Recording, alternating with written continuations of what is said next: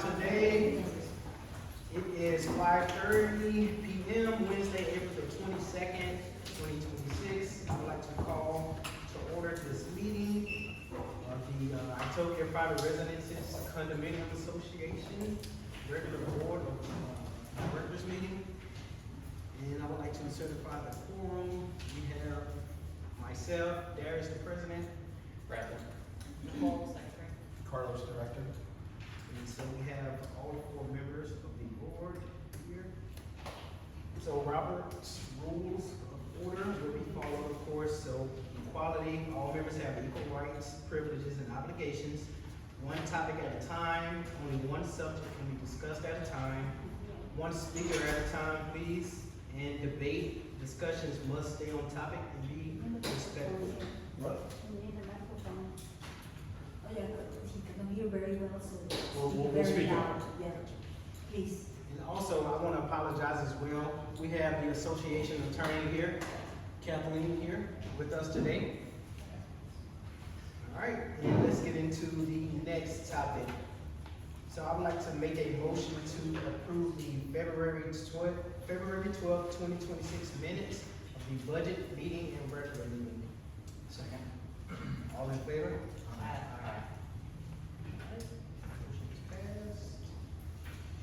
All right, now on to new business. The first topic that we have is notice of new collection procedures.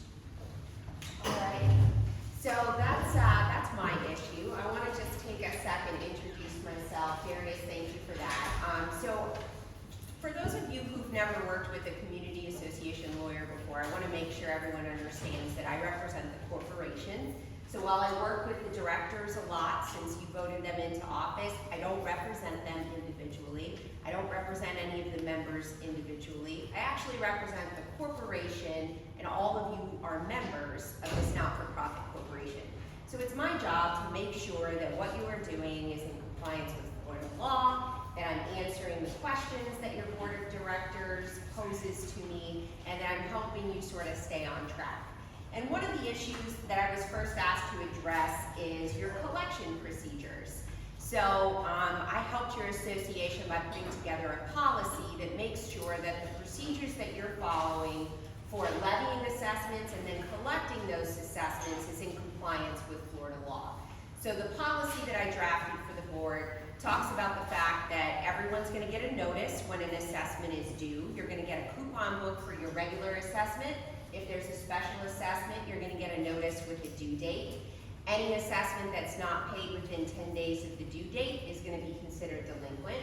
Under your governing documents, there's going to be interest at 18% that starts to accrue, and there's going to be late fees on each installment that's not paid. And then what happens is your community association manager gives everybody the initial notice of late assessment. This is your freebie letter, right? It's the letter that goes out that reminds you if you didn't pay. It gives you 30 days to pay. And the great thing about that letter is that when it goes out, there's no attorney's fees on it. There's no costs. I haven't looked at it yet, so you're still just paying the amount of the assessment. And if you send your payment in within that 30-day period, your account doesn't get kicked to council, which is a lot better for the delinquent owner because nobody wants to pay attorney's fees. We cost way too much money. After that, if the owners don't pay, council will send a notice of intent to lien. That's a letter that lets the owner know, hey, we're gonna have to record a lien against your property if you don't pay this. And it gives them another 45 days to pay. Then if they still don't pay, we actually move forward with recording the lien. The lien is something that gives the association an interest in the real property. It's a little bit like a mortgage or a mechanic's lien, and it just lets everyone know that if money is owed to the association has an interest in the property. After the lien is recorded, we send a notice of intent to foreclose. That gives the owners another 45-day notice. So they get a lot of opportunities to come into compliance. Our goal is not to take anybody's house away. But if they still don't pay at the end of that 45 days, then the association has the option to file an action to foreclose its lien or to recover what they call a judgment for money damages. So at that stage, if the owner's still delinquent, and at this point they're more than 3 or 4 months behind, we take it to the board of directors. We ask, do you authorize us to file a lien foreclosure action? And if they authorize it, then we can file an action to foreclose the lien or to seek an action or to seek a judgment for money damages. And the reason we do that is not because the association wants to take title to people's properties. I highly recommend you not get in the business of owning units. It's really just because if somebody's not paying, it's unfair to the rest of the community. Your assessments go up and you wind up having to cover that bad debt for the owners who don't pay. Now, one of the reasons your board reached out to me and asked for this collection policy is because they thought there might be a couple of owners in the community that are contesting a special assessment and maybe suggesting that everyone shouldn't pay this special assessment. Now, people have the right to raise whatever legal claims they think are appropriate, right? This is the United States. Everybody can file a lawsuit over anything they want to file over. But I want everyone here to know, and I want the members to know, that disagreement with the association about renovation projects that it's undertaking or about the way that it's managing the property, those are typically not defenses that you can raise in a foreclosure action. So if the association files an action to foreclose a lien, typically the defenses that can be raised are very limited. You could say, hey, no, I really did submit payment and they lost the check. Or you can say, well, they didn't follow the right procedure when levying the assessment. But they can't raise as a defense, the association's not maintaining the property, or they're spending my money on the wrong things. Those are not defenses in a foreclosure action. So I just want everybody to understand that if you don't pay this special assessment, regardless of whether you think the assessment was levied correctly or incorrectly, whether it was levied for the right reasons or the wrong reasons, if you don't pay this special assessment, the association does have the ability to file a lien foreclosure, and there are very few defenses that can be raised. I also want everyone to understand that if you find yourself in a tight spot, because I know the special assessment that your community recently went through was difficult, and you find yourself in collection with the attorney, please pick up the phone and call. I always recommend to my clients that you accept reasonable payment plans. Again, the goal is not to take people's houses, it's to make the association whole so that it has the money that it needs in order to operate your community, fix your amenities, and finish this renovation project. Are there any questions about collections or how they work? Anything along those lines? You got one here. Can you repeat the first portion of that? You said after 10 days, there's a late fee accrued, correct? Correct. And then after that, you get into the 18% that is in our documents. Is that also correct? That's correct. Okay.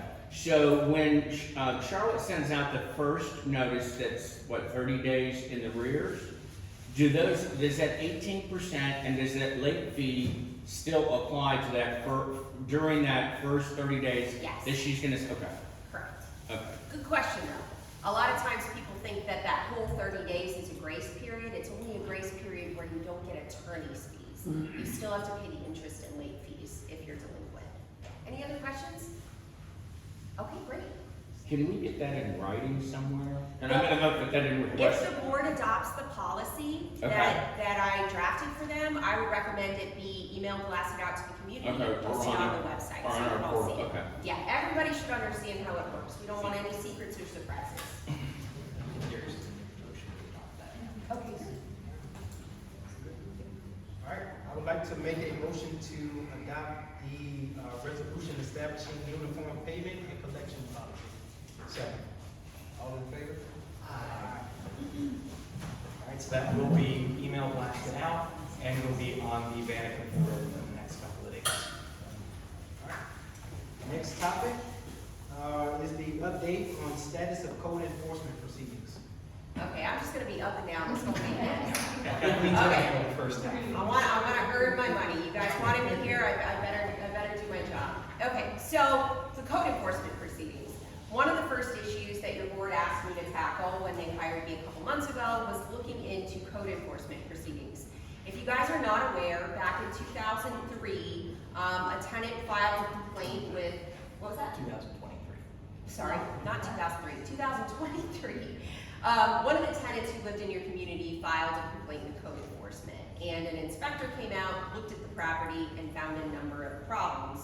Problems with the stucco, problems with the stairs, problems with the structural integrity of some of the walls, problems with the electrical meter boxes, which in some locations were falling off the walls or were propped up by wooden posts. So the association got notice and a deadline to address all of these problems. As you probably know, these were not insignificant problems. Y'all had suffered some water intrusion from hurricane damage, some termite damage, some long-term neglect. There might have even been some structural integrity issues from when the developer originally converted the apartment complex into a condominium. So there were a lot of issues that needed to be addressed, and this was no small project. Now, the matter proceeded through code enforcement, and because the issues were not timely resolved by the deadline that was imposed, the way that it works is the code enforcement board considers imposing a fine. And it's typically a daily fine of up to $250 a day that accrues until the violations are fixed. Now, you've got opportunities, I know that number seems really huge, but you've got opportunities to convince the code enforcement board and the special magistrate that oversees the code enforcement board. You have opportunities to convince them that you shouldn't have to pay that fine. Essentially, you have opportunities to argue that it shouldn't be certified and turned into a lien that attaches to your properties. So these code enforcement proceedings have actually been going on for a couple of years, and your prior board president, I think, was handling these code enforcement hearings, but you had one last month, and your board asked me to go to the hearing so that they could make sure that the special magistrate did not certify a lien of over $100,000 against your property. Good news, at that code enforcement lien, the code enforcement inspector, who is assigned to your case, actually argued to the magistrate for us and said that we're actually doing a fantastic job of keeping him up to date. We've provided huge amounts of information to him over the last couple of weeks, letting him know what's going on with our renovation project. We provided proof that permits have been pulled on, I think at this point, over 9 of your buildings. We provided weekly progress inspection reports from the engineer who is assigned to oversee your renovation project. And at the end of the hearing, the special magistrate agreed not to certify a lien against your property and gave you until, I think it was July 23rd, to basically complete the fix on all the violations that were identified in that original 2023 letter. Now, we all know the renovation project is not gonna be done in July, right? It's not gonna be done probably till 2027. But what we are going to do is continue to keep the inspector up to date on our progress. And as long as progress is being shown, at least every 90 days, we're gonna ask that the matter be deferred, one, so you don't have to pay me to keep going back to the hearings, and two, so that no lien is actually imposed against your property.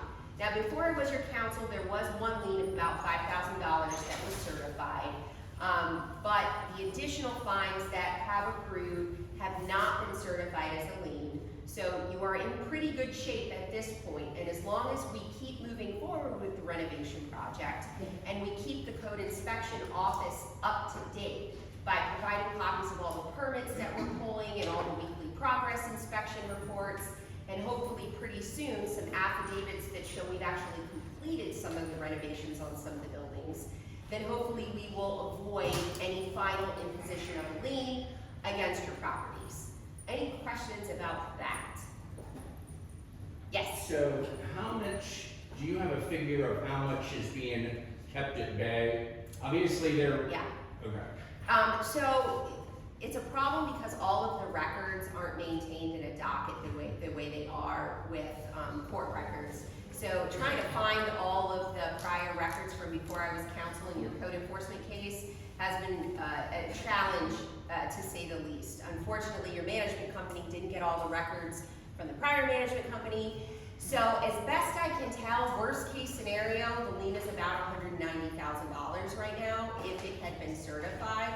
I think the fine is $200 on a daily basis, accruing since July 23rd of 2020.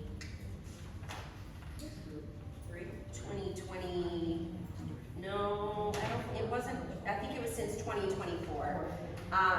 Your prior counsel, I think, was an attorney at Appleton Reese, and he handled one of the code enforcement hearings, and the inspector told me that frankly, he'd angered the magistrate, and one of your liens was certified for about $5,000, which would have reflected a $200 fine from the June compliance date to halfway through July when that hearing took place. And I believe it's $200 a day that continued after that. It just hasn't been certified as a lien. But like I said, I think we're in a good position to try to avoid that. Now, this is speculation, but what is the worst case scenario for our corporation if the project is stopped for whatever reason? What, can you give us an idea of what, you talked about lien and for, against the property, so. So, if we're talking worst case scenario, the next hearing rolls around before the special magistrate, and I cannot present any evidence that we are moving forward to resolve the code violations. And the code enforcement inspector recommends to the magistrate that they penalize us. The magistrate at that point could decide to certify the fines as a lien against your property, and essentially that would mean that the community owed the city of St. Pete $190,000 or whatever that number is. Now, I apologize, I'm just getting calls from my kids. I need to figure out how to turn that off. Most of the time, local government does not actually foreclose their code enforcement liens. I used to work with the city of Temple Terrace, and I think once in 20 years, they actually filed an action to foreclose a code enforcement lien to take somebody's property because a unit owner was completely ignoring all of the instructions, all of the warnings, et cetera, et cetera. So, I mean, there's lots of arguments that shouldn't happen, but once a lien is certified, the local governing authority actually does have the right to file an action in the circuit court to foreclose that lien. That's not where we want to be. I don't think that's where local government wants to be, but we really need to be doing everything in our power to avoid that lien being certified. Does that answer your question? Okay. Anybody else?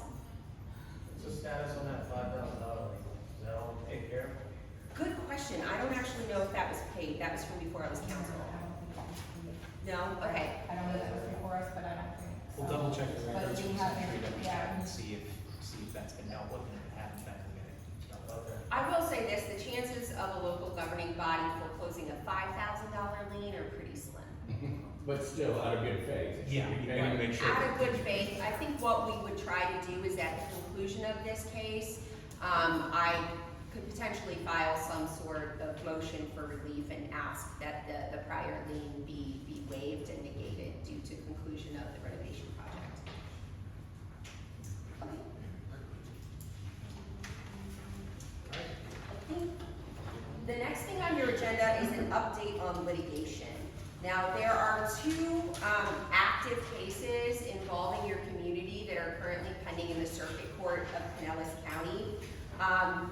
One of them has 8 plaintiffs, and that action was filed against the association on, let's see, it's case number 25-005595. The way this works is that there are rules that regulate lawyers in Florida bar rules, and they prevent me from discussing a legal issue with a party who's represented by another attorney unless I have that attorney's consent. So I can give an update on the status of this litigation. I would not be disclosing anything that is attorney-client privilege. I would not be disclosing anything about advice that's been given to the board with respect to the litigation. It would just be an update about what was filed, what the allegations are, what the association's position was, and what is happening in that case. But I cannot give that update if any of the plaintiffs are present. So what I like to do is ask if any of the plaintiffs are present, if you wouldn't mind stepping outside while I give the litigation update. You're not required, but I can't give the update. Oh, we're not required. What was that? It's not required? Do we have to or we don't? You don't, I can't kick you out of the meeting, but I can't give the update if you refuse to leave. So, So the rest of us are kept in the dark, basically, because the plaintiffs are not If- accommodating our request for them to leave the meeting. correct. I'm not trying to be critical of anyone who's a plaintiff, but if you are a plaintiff and you are present, if you wouldn't mind stepping out of the room, then I can give the update. How And about someone we- will get you to come back in. Why don't we leave and leave them in here? Because we need to stay on the meeting with the Zoom. Bring a phone, bring a laptop, there's Wi-Fi, leave them in here. and we- So, if there are plaintiffs in the room and they're declining to step out, Simple. There's What at I- least 3 that I know of that are sitting in there. what was that? I said there's at least 3 that I know of that are sitting in there, so. Okay, so, I mean, this is not a secret, this stuff is all public record, the stuff that I would be reviewing is all public record. Florida bar rules prevent me from talking about it if any of the plaintiffs are present, because I haven't reached out to your lawyer and gotten consent. to No, but this. they'll get on WhatsApp and giggle about this Right. because, and trash everybody because that's what they do. Okay, so are the plaintiffs willing to step out? No, they're not gonna do that. They're Okay. not. They're not. Okay, Okay, so here's what I'll do. I'm happy to stick around for a few minutes after the meeting, and if anybody has questions about what the litigation is or what's happening in it, I'm happy to share that information. The other thing that you can do is if you're concerned or interested, like I said, this stuff is a matter of public record. So you can log on, if you Google Clerk of Court, Clerk of Court, Pinellas County, you'll come across the Clerk of Court's website, and there's a button that you can click to review court records. If you search in the court records for this case number, 25-005595, you can see the docket. The docket is the list of everything that is filed in a case. So you'll be able to click on the complaint and see exactly what the allegations are. You'll be able to click on what's called an answer and affirmative defenses. That is going to be what the association's position is. You'll be able to see if there's a notice of hearing about what's coming up in the complaint. And there are some dates that are coming up in that lawsuit, and you'll probably all want to know what's going on within the next couple of weeks. The other thing I can do is I already reached out to the attorney that is representing you in that action. It's not me. Your association filed a claim with its insurance carrier and your carrier appointed counsel. I asked that that attorney to send an update that can be shared with the community in an email blast. He hasn't sent it to me yet, but I will follow up on that request and see if we can get an update that can be sent out to the community. I have a request. I'm a plaintiff. I'm willing to leave the room. The reason I'm not going out is if I go out at 6 o'clock and stand still, I'm gonna get bitten alive. Can I go find Oh, someone? really? No, I'm serious. I'll go in the jail. Thank you, neighbor. Thank you, Yeah, neighbor. that's- Great sense of community. Is that you okay? guys are on. Well, I said I'll leave. Guys, Guys, hold on, that's not what we need. I'm willing to leave. I just That don't would be stand fine. outside. Yeah, that would be fine. I have no objection to that. I'll go in the gym. Thank you so much. I really appreciate it. But if there are other plaintiffs, no, I really appreciate that. But if there are other plaintiffs who There's don't other want to players give around, us you information, just stay. The other thing is, are the other, I don't know who the plaintiffs are, so if you're a plaintiff and We have, do we still have plaintiffs in the room? we did. Excuse me, ma'am? Joelle, thank you so much, but we're not gonna be able to do the update anyway, but I really appreciate your willingness to cooperate. Yes, ma'am? Can you give us the number again? Absolutely. It is 25-005595. Thank you. And it's -CI. Yes, ma'am. We don't have the option to stay later. And I'm happy to share that information. Yeah. And everybody can Google it. Everyone can, yeah, you can find it on the clerk of court's website. You can find that information. Yep. And like I said, I'll ask the attorney for an update that can be shared with the community. There is another case that is pending that I can give you We're an update gonna ask on. everyone to please listen carefully. I'm assuming Marwin Garas is not in the room, right? Okay. All right, your association has also been sued in a personal injury action. There was a delivery man delivering something to your property. It's not identified in the complaint. And the allegation is that he stepped out of his vehicle and into a pothole that was filled with water and thereafter suffered damages, depression, disfigurement, loss of earning capacity, et cetera, et cetera, et cetera. So at the end of the day, I think what the pleadings are going to illustrate is that the gentleman fractured his foot and was out of work for a period of time. And the association and your prior management company were named as defendants. The amount of the damages is not set forth in the complaint, but it is in excess of $50,000. A claim was filed against your insurance carrier. Your insurance carrier appointed Madison O'Connell of Conroy Simberg, they're a personal injury firm, to represent the association. And you're currently being represented. In that case, an answer was filed. I will answer questions in just a second. The association filed a responsive pleading that either claimed that they were denying the allegations or that they were without knowledge of the allegations. And then they raised some affirmative defenses. So for example, failure to mitigate damages. Maybe you didn't take care of the injury promptly. Contributory negligence. Maybe this individual should have seen the pothole because it was open and obvious and ordinary people would walk around it. So there are a number of different defenses that your attorney has raised in this action. And what's going to happen is the parties have been ordered to mediation. Mediation is a process where you sit down with a third-party mediator. Each party gives their version of the facts, their arguments, whatever their opening statement is going to be. And then they get sent into different rooms, and the mediator basically goes back and forth trying to get them to reach a settlement number. At your mediation, you're going to be represented by Conroy Simberg. One of your directors was kind enough to volunteer to attend. Your carrier will also be represented, and there will be some pressure on the carrier to resolve the case within policy limits if they believe that the plaintiff has any type of decent claim. So that's what's happening with that case. I think there's a good chance that it will settle just because 99% of cases settle before trial. It's just a fact of life. Litigation is too expensive, so most of these things resolve before the parties actually get in front of a judge or a jury. Are there any questions about that case? Yes, ma'am? Is disfigured? Disfigurement is something that is often alleged anytime somebody is injured enough to have a scar. But it was a foot injury. Yes, ma'am? When is that expected? The mediation is going to take place May 4th. Any other questions? Okay, great. All right, update on your building renovation project. Okay, you guys probably have even more information about this than I do, but basically when the association got that notice from the Code Enforcement Board, they reached out and hired Rimkus Engineering. Rimkus is a firm that was hired to develop a project manual. I have a copy of the project manual. I printed it out before I went to your code enforcement hearing. It's over 200 pages, and it goes through in excruciating detail what your project for renovating these buildings is going to look like. Every single step that your contractor is supposed to take is detailed in the project manual. After they developed this project manual, it was put out to bid, and your community hired Dual Construction.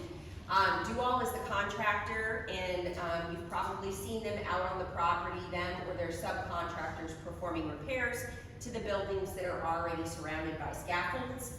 But basically this project includes metal stair replacement, stucco replacement, exterior wall sheathing replacement, framing repairs, window and sliding glass door replacement, screen enclosure replacement, exterior painting, and sealants. If you listen to the code inspector, basically your community was in such bad shape that they could see into some of the units through holes in some of the walls. They thought it was pretty extreme. You guys were in a difficult spot. And so this construction renovation project is fairly extreme to fix it. We know there was a huge dollar price tag associated with it. Nobody was happy to learn that the association had to take out a $16 million loan to pay for it. Nobody was happy about the special assessment, but these were repairs that were absolutely required to take place. So the association contracted with Dual on May 9th of 2025. The first 4 permits for buildings 8, 12, 19, and 20 were issued in October of last year. The order of progression on the buildings was determined by the engineers, not by your board of directors. They're not playing favorites and picking to have their own building renovated first. It was determined by the engineer based on need. And the way it's supposed to work is they're going to complete the buildings on a rolling basis. So anytime one of them is completed, they're going to start work on another building. At this point, you're almost through completion on building 8. It should be completed this month unless there's some unexpected delays or additional damages that are discovered. And then building 12 is looking like it may be completed in May next month. So you're in pretty good shape for starting repairs on the next 2 buildings in line by the summer. Your contractor has already pulled permits for buildings, the next 5 buildings, which just happen to be buildings 1 through 5. I don't know which building is next in the order, but if anyone has questions about that, you're welcome to ask your property manager, Charlotte, and she can get that information from Dual or from Rimkus Engineering and share that with you. So there are, like I said, there are weekly field inspection reports that your engineer is doing. They're coming out to the property every single week. They're looking at all the work that the contractors are doing. They're taking photographs of the work and they're documenting it in a report. If there's anything that they're doing that the engineer is unhappy with, they're putting it in the report, they're ordering the contractor to fix it, and then they go and re-inspect it during the next weekly inspection.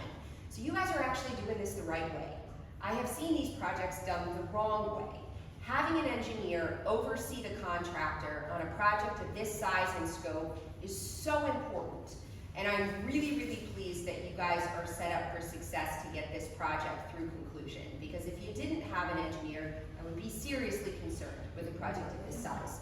If any of you are interested in seeing the progress inspections or seeing the project manual, these are all part of your official records. These are not secrets. The board is not trying to keep you out of the loop. One of the biggest complaints that I hear from communities when they're going through projects of this size is we feel like we don't know what's going on, you're not communicating with us. The board has a lot on its plate. I can just tell you the number of legal issues that they were trying to tackle when I started as your counsel is above average, way above average. So they really got their hands full. But I want you guys to know, if you have concerns about the project, if you have questions about the project, if you want to see the inspection reports or the project manual, They are not keeping any of this information from you. You are more than welcome to look at it. You just have to request inspection of those records, and then your manager will Sorry. get copies. They're all available on the portal. And they're, And they're the reason- available on the portal, and I've been out and There you go. following them, and they're easy to understand. It's not like you're looking It's at not 15 pages of copy. You know, you may have a multi-page PDF. It will list the building at the top. You scroll down, and it will show you and tell you what the engineer has signed off on, or any of the issues that he has found during his inspection. Then, once it's been completed by Dwell, he's going back and re-inspecting to make sure and following up that they're doing their due diligence and fixing what they're doing wrong. It's pretty easy to follow and read. Are you a contractor? No, No?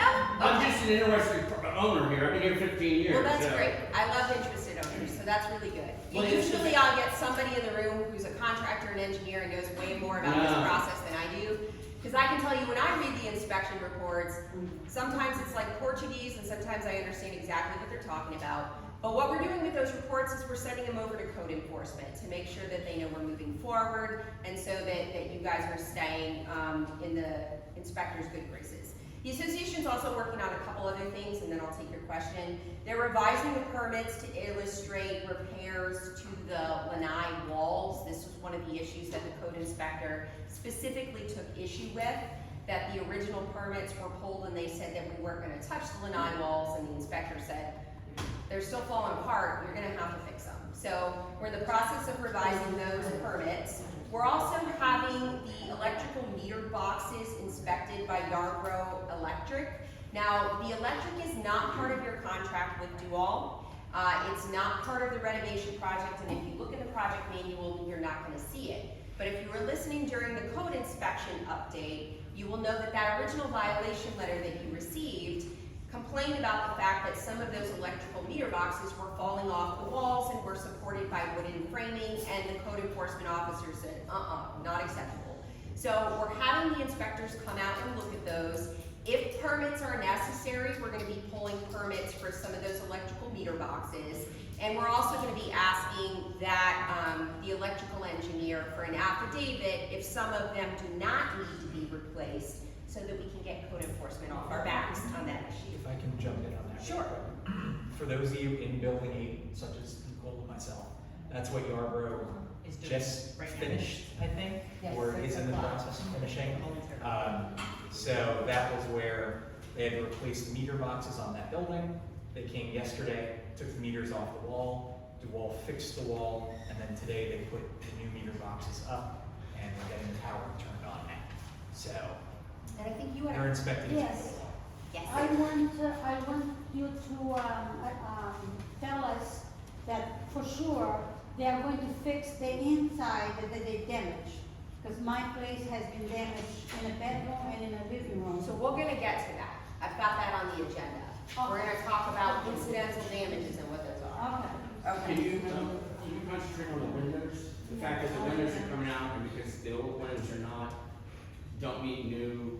So let me talk about that. I think it's actually next on the agenda, but first, are there any other questions about the renovation project generally? Yes, sir. Yeah, so for the inspection, is it going to go through the same thorough inspection for all builders or the first few builders? What was done will just help speed up the All next- buildings will be inspected in the same way. The permits will be pulled, and you've opted to have the inspections conducted by your engineer rather than the building inspector. In my personal opinion, that's better. There's fewer delays, and they're paying closer attention because their license is on the line. So each of the buildings are gonna go through the same inspection process. The engineer is gonna be out there weekly, looking at work that the contractor does, and advising if any of the work needs to be redone or changed. Anybody else? Sorry, Captain. Yeah. Charlotte, could you please clarify for the community where exactly in Vantico they can find those peer reports? Oh, sure. Under documents, when you go into the portal, you'll hit the tab that says association. You'll scroll down to where it says documents, click on documents, and then look for field reports. I have 2025 and 2026, and once I get them, I automatically put them on there. So that's where you guys can find them. Usually about a week delayed. we get last week's. As soon as I get them, right, like I just put on, the 13th of April on that. Any other questions about the renovation project? Yes, sir. I'm listening carefully to you, and I'm hearing all kinds of things, and we get different groups of people this way, that way, and et cetera. So everybody has an opinion. But you did mention something about different types of, as we have, of, like getting in touch with, you mentioned some places that you can get in touch with about litigations or et cetera. Can the office give us information that if we want information that's legal to us, that we can check into, can they send us notifications all together so we can all check into them? Because it looks like there's many different things going on here.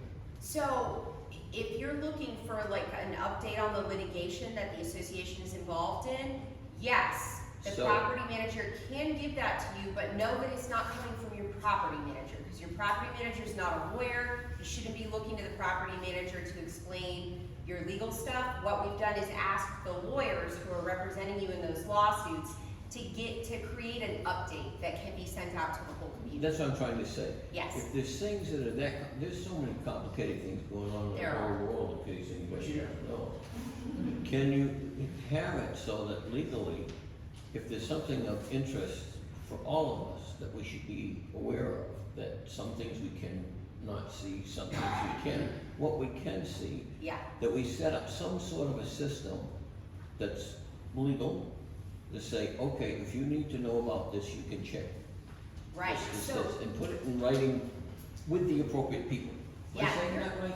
no, I think I'm following you. So your property management company, Green Acre Properties, they're great. I've worked with them for a number of years. They take your legal updates, anything that is not confidential, and they upload it to a portal in organized folders where you can see it. Also, if I'm giving something to the board that's gonna be a policy that affects the whole community, or an update that affects the whole community, I'm gonna ask Charlotte to send it out in an email blast. So if you haven't already registered to receive notices from the association via email, I recommend you try to do that, because that's gonna be your best way to stay informed, is looking on the portal and watching for those community updates. So do And we if you have that portal now? We do, yeah. Okay. And Charlotte is fabulous. If you Okay. don't know how to use it, just ask her, she'll show you. Him and I are friends, I'll take it. Oh, thank you. I love it when you guys are friends. Yeah. I'm not a lawyer, so I may be wrong, so correct me. But one of the issues with the information is that she's not actually representing us in the cases, in the sense that the insurance hires a lawyer. So now you have someone else representing us. And she just demonstrated a situation where she asked the plaintiff's lawyers to provide a statement for the meeting, and that lawyer didn't do it in a timely fashion, so she couldn't present that information today. So one of the issues with the legal stuff is that there's a lot of complications between confidentiality and the multiple lawyers and the moving parts. So sometimes it's harder to get the legal stuff. I would suggest a lot of times for you just to come in and ask Charlotte, and Charlotte can tell you, hey, this is what I know so far. And if it's a question that she doesn't answer, she can ask one of the board members or reach out to Kathleen, because I see the emails, because I'm CC'd on the emails.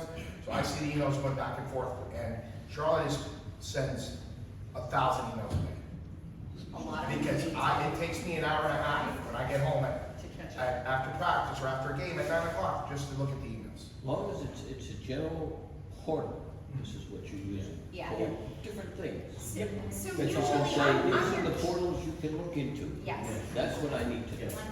So I'm your general counsel, but I'm used to, usually what I do is I oversee insurance counsel, one because I specialize in condo law and they usually don't.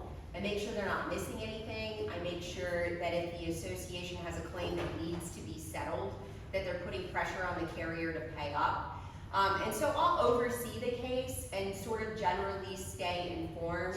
So if the insurance counsel won't send us an update, I can still send one, at least for the Garis litigation. I'm just a little hesitant on the other litigation because I don't want to step on Florida bar rules and get myself in trouble. Yes, sir. I must tell you, you're way better than our previous as far as explaining stuff.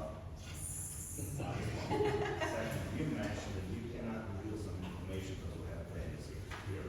Understand. However, you explained to us in simple language versus going to the website and looking for all these documents. It's like, okay, so Yeah. what's going on?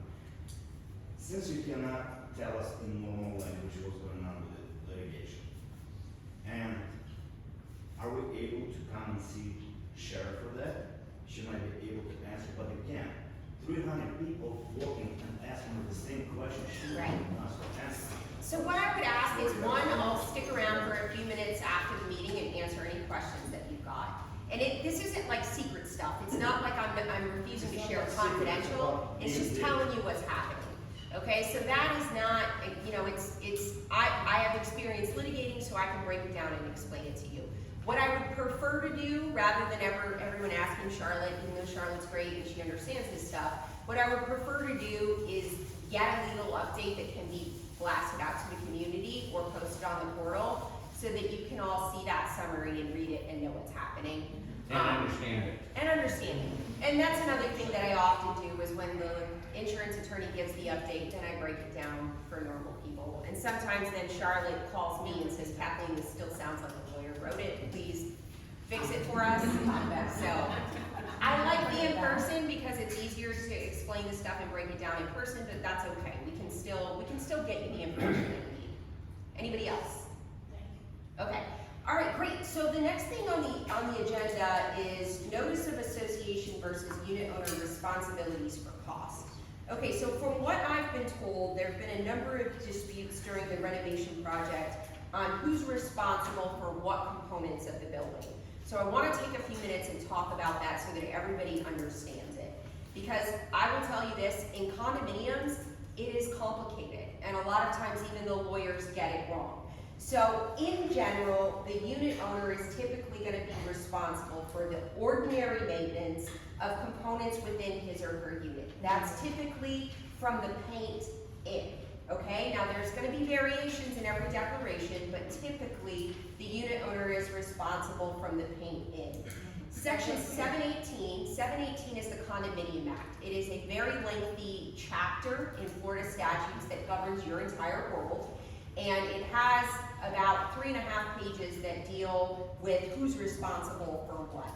So under the Condominium Act, the association is responsible for common elements. Common elements are typically things that are outside the walls of the unit. A lot of times the common elements are going to include the walls themselves, they're going to include the ceiling, they're going to include this clubhouse and the pool, and then limited common elements are part of the common elements, meaning they're not in the unit, but they are things that are designated for specific unit owner's use. So sometimes you will have a parking space that is delegated to you, and that might be a limited common element that is pertinent to your unit, meaning you're the only unit owner that is allowed to use it.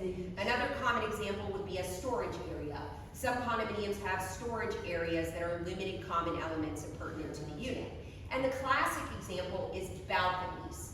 Balconies are almost always considered a limited common element, although in some declarations of condominium, they can be defined as part of the unit. Okay, so typically, owner maintains the unit, association maintains the common elements, including the limited common elements, unless the declaration says that the unit owner who uses the limited common element has to pay for its maintenance. Now keep in mind, that is ordinary maintenance responsibility. There are a couple of situations where the ordinary maintenance responsibility will shift. And this is where it gets really complicated. So there's 3 major situations where the maintenance responsibility is going to shift. Those are going to be a casualty event, like a hurricane or a really bad storm. It's going to be negligence, or it's going to be incidental damages, which is when somebody damages a portion of the unit because they're trying to repair the common elements, or vice versa. You're trying to repair your unit and you accidentally damage a common element pipe. That's called incidental damages. Okay, I'm going to talk about each of those for just a second because I think it's really important that you understand them. When you have a casualty event, it's basically anything covered by insurance, which in and of itself is wildly complicated because you don't always know what's going to be covered by insurance. But the major casualty events are usually pretty clear, right? Hurricanes, storms, hail, casualty events, right? When there is a casualty event, everything changes. Everybody's responsibility is not, it doesn't follow the ordinary maintenance patterns. Chapter 718.111, subsection 11, is the condo insurance statute. If you ever need help going to sleep, please read it, okay? What it basically says is the association is responsible for getting insurance on all of the original construction that's part of your condominium and any alterations to the property that has been approved in accordance with the Condominium Act, less certain things, right? There are certain things that are cut out of the association's responsibility. Those are going to be personal property, right? They're not going to be responsible for your shoes and your furniture and your personal things inside the unit. They're not going to be responsible for the floor, wall, and ceiling coverings. Now that's not the walls and ceilings themselves, that's the coverings. It's things like your carpet, your paint, your wallpaper. Those are the coverings, right? Those are your responsibility as the unit owner. They're not going to be responsible for insuring your electrical fixtures, your appliances, your water heaters or your water filters, or your built-in cabinets and countertops or window treatments. The statute lists all these things out. Those are the owner's insurance responsibility. Why is this important?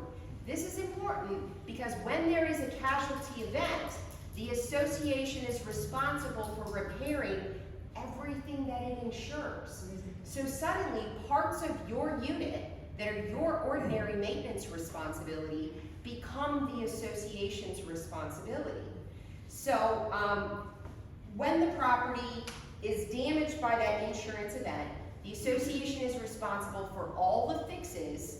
It can allow you to fix the things inside your unit if it wants to, and it can also impose conditions on your ability to fix those things. It can say you have to use a licensed and insured contractor.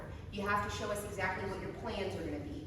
Otherwise, the association performs the fix, and everything that is the association's insurance responsibility is repaired as a common expense. That means you all pay for it, okay? Now this gets really complicated if, for example, there's a leak in the roof above one of the units, and it damages parts of the wall or parts of the interior of the unit that are the association's insurance responsibility. Suddenly the association is fixing things that are ordinarily your responsibility to fix. And your neighbors are saying, that's not fair. Why am I paying for that? That's inside their unit. And the answer is this statute that's going to put you to sleep, it shifts the responsibility when there is a casualty event. Okay? Now, if, for example, windows are the most common example. Windows are usually the owner's ordinary maintenance responsibility. If a hurricane comes through and blows out the window is going to become the association's responsibility to fix. The association is going to make a claim on its insurance carrier, and if the insurance carrier doesn't pay enough money to fix these windows, the association is going to have to pay for that as a common expense by special assessing everyone in the community, not just the owner of the unit whose windows were damaged. Same thing with sliding glass doors or front doors. If they're damaged in a casualty event, the association is going to be on the hook because they were part of the original construction. No developer builds a condominium without front doors. Those are part of the original construction. They're going to be our responsibility in the event of a casualty. Okay, that's casualty event. The next category that shifts responsibility is negligence. What is negligence? Everybody thinks they know what negligence is, but lawyers make it really complicated.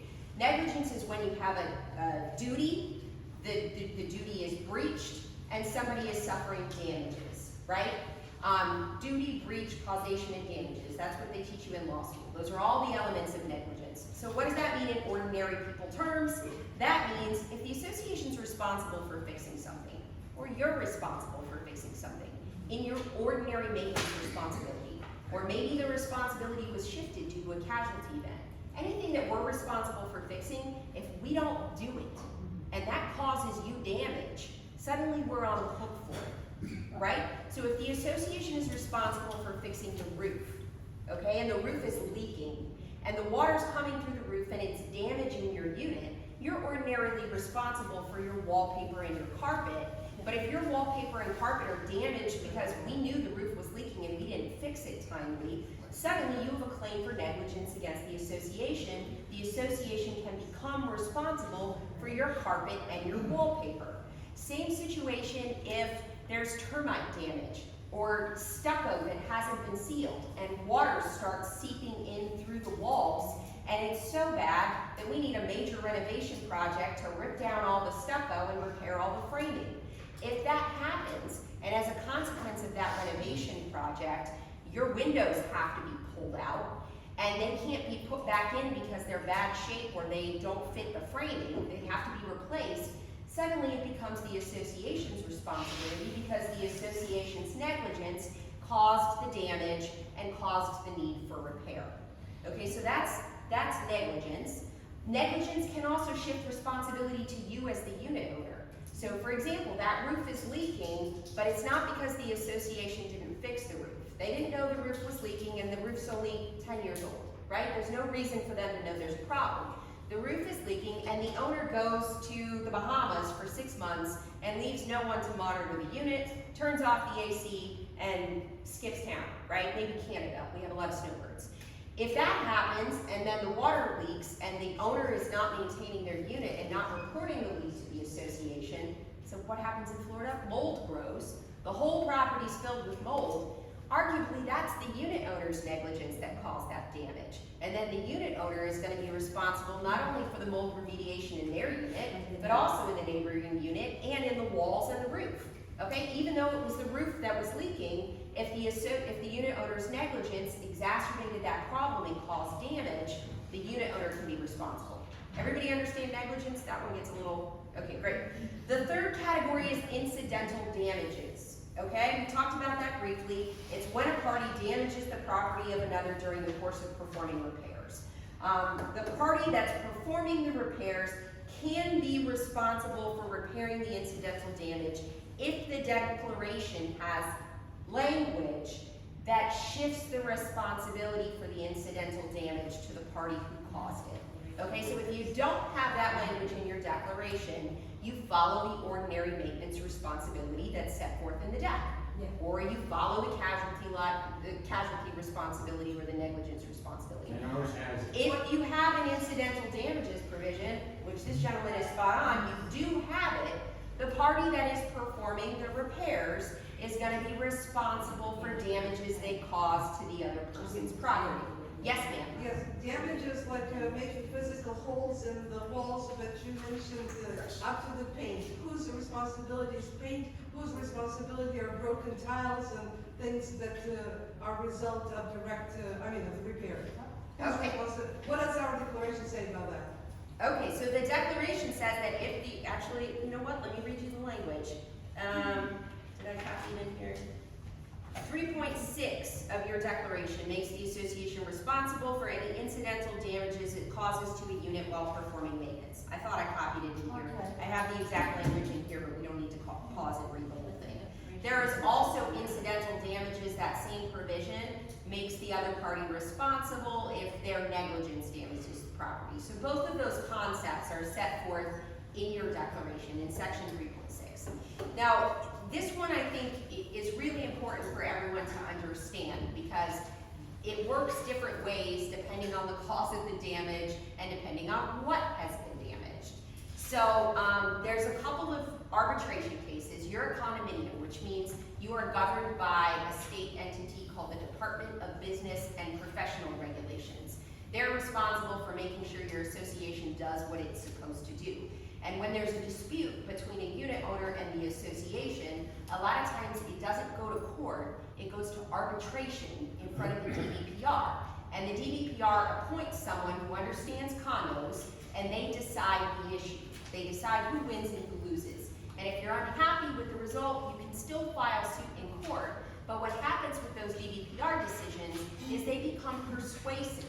So other arbitrators and sometimes judges will look at what happened in that case and they'll decide, okay, that's the law, we're going to do what they did.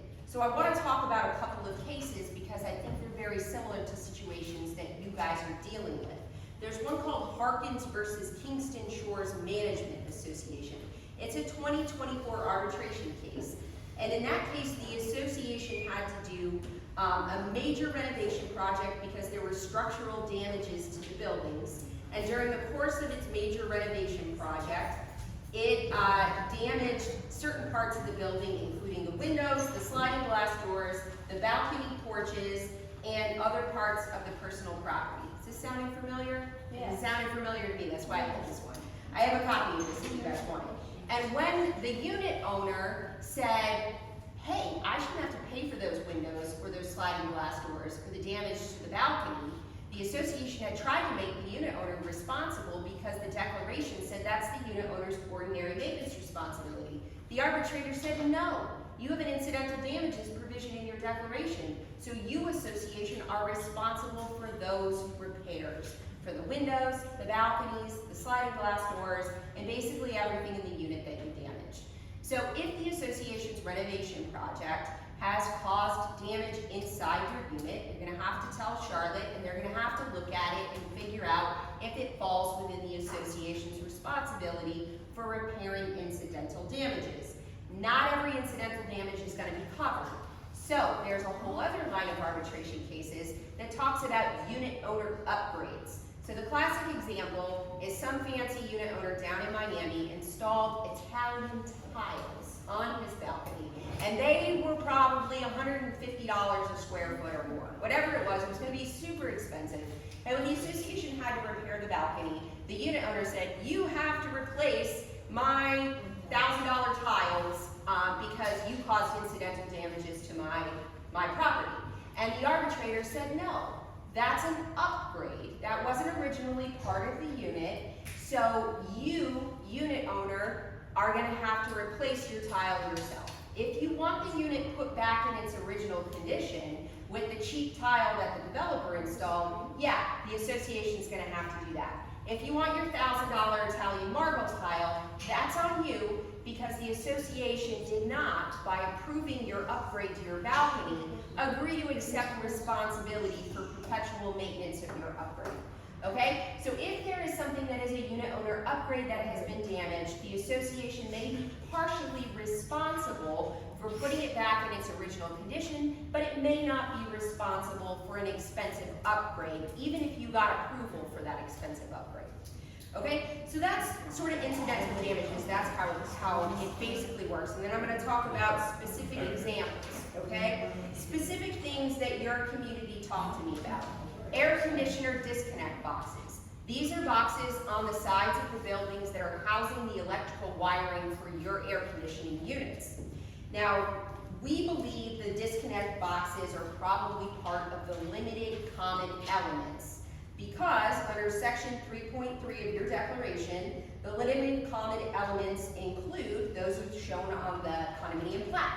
Well, your condominium plat has notes from the surveyor that says the limited common elements include the air conditioners. The disconnect boxes are essentially part of the air conditioners. They're just slapped on the wall of the building. What is happening during this renovation project is that as your contractors are going to remove them off the wall so that they can repair the stucco and the framing, some of them are in such bad shape that they're starting to disintegrate. The wires are like falling out, the boxes are falling apart. They're rusted, they're falling apart, they're not in good shape. But we believe those disconnect boxes are the ordinary maintenance responsibility of the unit owner. So we're having these two conflicting ideas, right? It's the owner's ordinary maintenance responsibility, but it's the association's incidental damage responsibility. So who pays for it? I believe that if the box is in such bad shape that it can't be safely removed from the wall and safely put back in working order because the owner hasn't maintained it, I think that one's going to be a unit owner expense. I think the unit owner is going to have to pay to replace the disconnect box and any wiring that is really unsafe and in bad condition, but the association is going to have to pay to take it off the wall and put it back. If the association takes it off the wall and finds that it's in terrible shape, and then sends you a letter saying you have to replace it, what I would prefer to avoid is you filing a lawsuit. That's why we're talking about this one, because lawsuits are expensive, and you don't want to pay me to litigate them.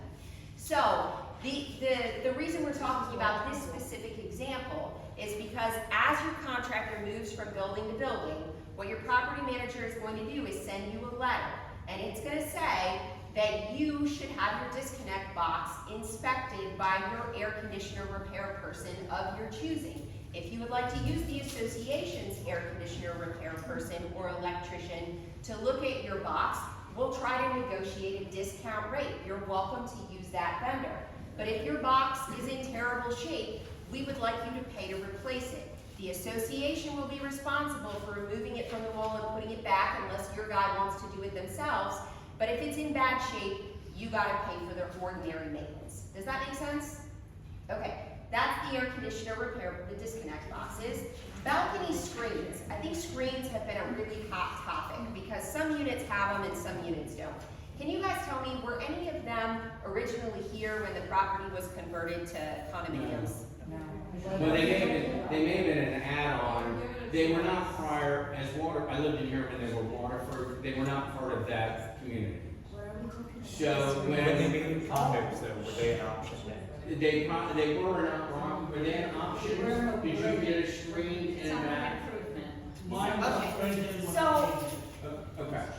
if some of them had them and they were put in place by the developer and some of them didn't, and we don't know which ones, Right. that's gonna harken back to this incidental damages issue, right? Which one is a unit owner upgrade and which one was part of the original construction? And I gotta tell you, when it's 6 of one, half dozen of the other, or when there's ambiguity and the answer is unclear, the courts look to the association. They say it's gonna be the association's responsibility. They say ambiguity in your governing documents, meaning it's unclear, it's gonna be construed against the association. So you've got more conflicting concepts with the screens. Maybe they're a unit owner upgrade, and maybe the unit owner should be responsible for the fix, but we don't know for sure. There's also gonna be a negligence issue with this one, okay? Because the walls are in such bad shape, and I don't know exactly what caused them because I'm not the engineer, but I suspect that walls don't start falling off the buildings unless there's been some level of neglect, right? So if we had termite damage and water intrusion over a course of 20 some odd years, and the association is just now getting on top of this through no fault of your board of directors, if we had negligence, and that is the reason that the stucco has to be taken off the building, and the screens literally have to be removed in order to repair the stucco, the unit owner is going to have an argument that those screens are the association's responsibility, even if they were a unit owner upgrade. Because the screens wouldn't have to be ripped off the building if we were performing ordinary maintenance. If we were just painting and sealing the stucco, the screens could stay. But instead, we're having to basically rebuild the walls, and that's going to require removing those screens. So I think that the safer position for your association to take is that the screens are part of the renovation project, and if the screen was there beforehand, the association's going to put it back. Okay? Does that make sense? You've got questions. Go ahead. Can you just comment on where the people that don't have screens fit into this? Because it was explained to us that those of us who don't have screens will also be responsible for paying for the screens that are going on other buildings. Yeah, it seems really unfair, Well, it doesn't does, it? because I can't use someone else's porch. It does. It seems really unfair. A lot about living in a condominium is unfair. Okay, so when this shift in maintenance responsibility happens because of a casualty event, because of negligence, because of incidental damages, whatever gets shifted to the association becomes a common expense. So if the association's negligence caused damage to somebody's screen and the association has to repair the screen, suddenly everyone has to pay for it. It becomes a common expense, and you pay for common expenses in whatever share is allocated to your unit in your governing documents. Okay, and I know it seems really unfair, and that's why I wanted to take a lot of time to talk about it, because the board is not choosing to do unfair things. This is actually condominium law, right? Fixing the pool, and I don't use it, then we can. Exactly. You can't avoid the liability by not using the amenity, just like you can't avoid. Well, a screen is not a common amenity, you're right. But if the association lets that leak in the roof, and that causes damage inside your unit, and your whole carpet has to be replaced, your neighbor might say, that's not fair, why am I paying for your carpet? You had green shag carpet from the 70s, and it was crappy carpet, now you get brand new carpet? That's not fair. It's still gonna be an association expense if the association's negligence caused damage to the interior of your unit. And it's, you know, at a certain level, maybe it is fair because, you know, you wouldn't want the association saying, that's not my problem if the leak was over your unit and it damaged the interior of your unit. Does that kind of make sense? Yes, ma'am? Yeah, but the screens are unupgraded. They are. They are not original part of the building. You think they are, right? Some of the folks just told me that the developer might have installed them on some of the units before at the time of the condo conversion. Then why are so How many do we have? Why are so many unit owners so upset that they paid out of pocket for their screens, and that's why they want them reimbursed? Yes. Yeah, well, so here's the thing, right? There's two arguments, right? One, if it was part of the original construction, or the developer put it in, not the unit owner, then under the incidental damages provision, the association is gonna be responsible. If it was a unit owner upgrade, but it has to be ripped out because of the association's negligence, the association is still responsible. And if we don't have all the records to prove which one it is, I'm telling you, it's safer for the association to pay for it. The cost of a screen is not a huge amount of money compared to a lawsuit to force the association to pay for the screen. Okay? Association responsibility means ours, since we are. Correct. Correct. Correct. So. We can go install a screen before the project and get them the screen. Yeah, but you're kind of cutting off your nose to spite your face. Instead of trying to get this screen. Wait, let me answer this one too, because it's actually a funny comment, and some of you might think about doing this. One woman said, well, why don't I just put in my own screen now, and then if the association rips it out, they'll be responsible for putting it back. You could do that, but then think about it, because then you're paying to install the screen in the first place, and then you're paying your share of the cost to put the screen back after it gets ripped Those would out. also need board approval. So, right. And at this point, I don't think the board's gonna be approving installation of any screens right before we know they're about to be ripped out. Yes, sir? I've been here 20 years. And from the day I moved in, it's been past neglect. The reason this place is the way it is because nobody cared. Maintenance never did anything here. Nothing. That's why this place is falling apart. If I put in a work order maybe 5, 6 years ago, 7 years ago, it still isn't done. It's still rotting out. So everything is because of past maintenance and past boards. The negligence. Let's put the blame where it belongs, with the past boards. We absolutely can, but I'm gonna tell you this. I know, with litigation, I've heard this in New York City for 1,000 years. Well- It's always somebody, we can't do this because of litigation, we can't do this because of Oh, no, lawsuits. you can do this. I'm telling your board to fix this stuff. Who's gonna And fix it as Yeah, fast but as we're paying possible. for it. You are looking for. You're paying for it because it's yours. We're all single units. Let's calm down and bring it back to something central for everyone. I totally understand your frustration. From what I heard from the code inspector, your buildings were in pretty bad shape. And they don't get that bad without somebody not doing their job. Explain to you. But I- Because they never did anything to repair it. And people that were here, many a time I got in this place that said it.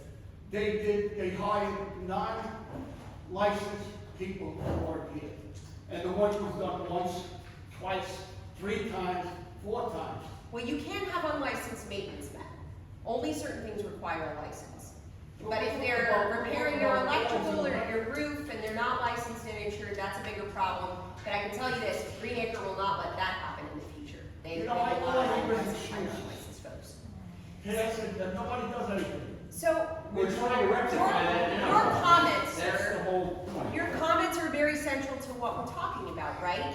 Because some of the folks who live here are unhappy about the association performing some of these repairs now to individual units, right? Things that are part of individual people's property. You don't want the association to pay for it. But you're standing up and you're saying the whole reason everything's damaged is negligence. Well, remember those 3 things we talked about shift responsibility?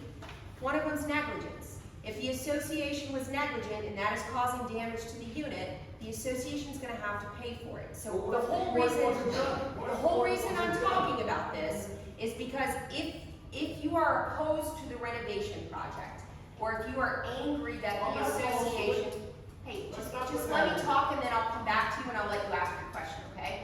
If you're unhappy with the renovation project, and you are unhappy that the association is spending common expense dollars to fix something that you don't think you should have to pay for, the answer is, I understand, but the association may be forced to pay for it anyway, because condominium law, it's not designed to be fair, it just is what it is, right? You've got these 3 cost-shifting concepts, and if you guys fall into one of these categories, and I gotta tell you, I think you fall into all 3, then it can shift responsibility for these things that you don't wanna pay for onto the association, and that makes it a common expense. Okay, here's what we're gonna do. That's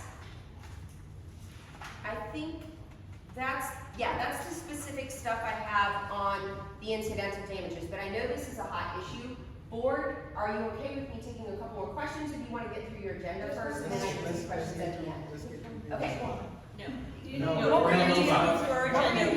Let them get through the agenda. I'm not going anywhere unless they tell me to, so I can still take questions at the end. We need to finish our. If you can do the findings. Oh, I'm sorry. Yes, fine. One more. Okay, so, fining. Your board wants everybody to understand the fining process. If there is a violation that you've committed of the governing documents or restrictions somewhere, and remember, board, property manager, you actually have to find the provision in the governing documents that's been violated, you're gonna get a violation notice from this beautiful woman here. Please, don't kill the messenger. It is her job to send you a violation letter. Everybody gets them, okay? Even the board of directors, if they are naughty, will get a violation letter from Charlotte. So, if you get a violation letter, it will give you an opportunity to fix the violation, and then Charlotte will send you a second violation letter if you still haven't fixed it. If you haven't fixed it after the second letter, the violation will be taken to the board for consideration. The board has a couple of tools in its tool belt for enforcement. It can suspend your right to use the common element pool, although you don't have a gate, so that's not really going to do you any good. It can also fine you. So the board can vote to impose fines for violations. Fines are typically capped at $100 per violation, or up to $1,000 if the violation continues over a period of 10 days. So Charlotte will take the violation to the board. The board will vote either to impose a fine or not impose a fine. If the board votes to impose a fine, you will then receive notice of opportunity for a hearing before a fining and suspension committee. This is a committee of at least 3 members that are not on board, that are not an employee of the association or the property management company. They're individual owners just like you. You get the opportunity to go to that hearing and explain to them what the issue is. If you don't think you should be fined, that is your forum and your platform to tell people why you shouldn't be fined. You can bring a lawyer with you, although give the association notice if you want to do that. You can bring pictures. You can bring arguments and witnesses. Whatever you want to do, that is your opportunity to argue with respect to the fine. The fining committee's job is to give the fine a thumbs up or a thumbs down. They can't change the amount. They can't try to cut you a break. So if the fining committee approves the fine, don't blame them, it's because the violation is still there. After the fine gets imposed, you will get another notice from Charlotte that says the committee reached the following conclusions. This is the amount of the fine and this is the due date. If you want to appeal the fine to the board, I believe you have a process that allows you to do that. You can go back in front of the board and ask that they alleviate the fine, get rid of the fine, reduce the fine, whatever it is. Just remember, the fining committee doesn't have the ability to reduce it. So you've got a number of opportunities here throughout the violation process. 2 letters from Charlotte, then the board, then the hearing, then an opportunity for appeal. But the short answer is, don't get there in the first place. Who's in that committee? Right, read the letter. and fix the violation. Are they This is sending all out gonna be set forth in a fining policy. I have a draft on my desk, I just haven't sent it to the board yet. My apologies, guys, I'm a little bit behind. We got a lot of issues. But I'm gonna send them a draft, fining policy, and if they approve it, Charlotte will send it out in an email blast, so y'all have a copy. It'll be uploaded to the portal so that you know exactly how the process works and what your rights are. Nobody wants the process to be violated, right? If they find you the wrong way, and I find out about it after the fact, I'm gonna tell them, guys, I can't collect this fine, okay? Any questions on the fining process? Well, just to jump in really quickly, at the last board meeting, we voted to establish a fining committee. We've been collecting volunteers. We have, I want to say, 2 or 3 volunteers. We're still working on contacting the third one, but we need 3 people to be willing to do it. And then, as soon as we have this new policy and we're ready to implement, we're gonna be rolling this out, hopefully in the next, couple of days here. I know this has been something that people have been asking for. Again, we just had to do it the right way to get it set up so it's enforceable, collectible, and fair. That's good. So you are, through the renovation and everything, you'll be enforcing. This is what people have been clamoring for. It's one of the responsibilities of the board. So yes, we're going to. We just had to get it set up the correct way, which we needed the correct legal counsel. Will you be sending out a copy of the rules, regulations, whatever? Because So there's the something that. rules and regulations, absolutely. They're currently available on the Vanica portal, and they were revised and voted on and accepted in October of last year, I believe. So we have the rules, we have the regulations, we've confirmed that the rules match the declaration, and now we're just waiting on this final piece, and I think one more volunteer on that Did you committee. take the one out of the floor plans on the balcony? I think so, but it's 10 pages, I have to reread it to find that specific rule, but I think So silly. when we brought on Greenacre, one of the first things we asked them to do was, hey, the last time the rules and regulations were touched was a decade ago. Let's take another look, make sure everything is compatible. When you bring in a new company, it's a great opportunity to go through everything. That's why we've been putting Kathleen and her firm through the ringer with our legal updates, is because we weren't satisfied with where we were before, had a lot to catch up on. We did the same thing with the rules last year. So what the current rules are on Vanica, and we're just putting in the final piece of the puzzle here to be able to roll this out. How are you Good. going to address this? There are many, will the owners be getting a letter on this that you're not residing here? That's what she said. Yep, the owners get a letter. I believe it's delivered 2 ways, by email and mail. First notice will be, mail.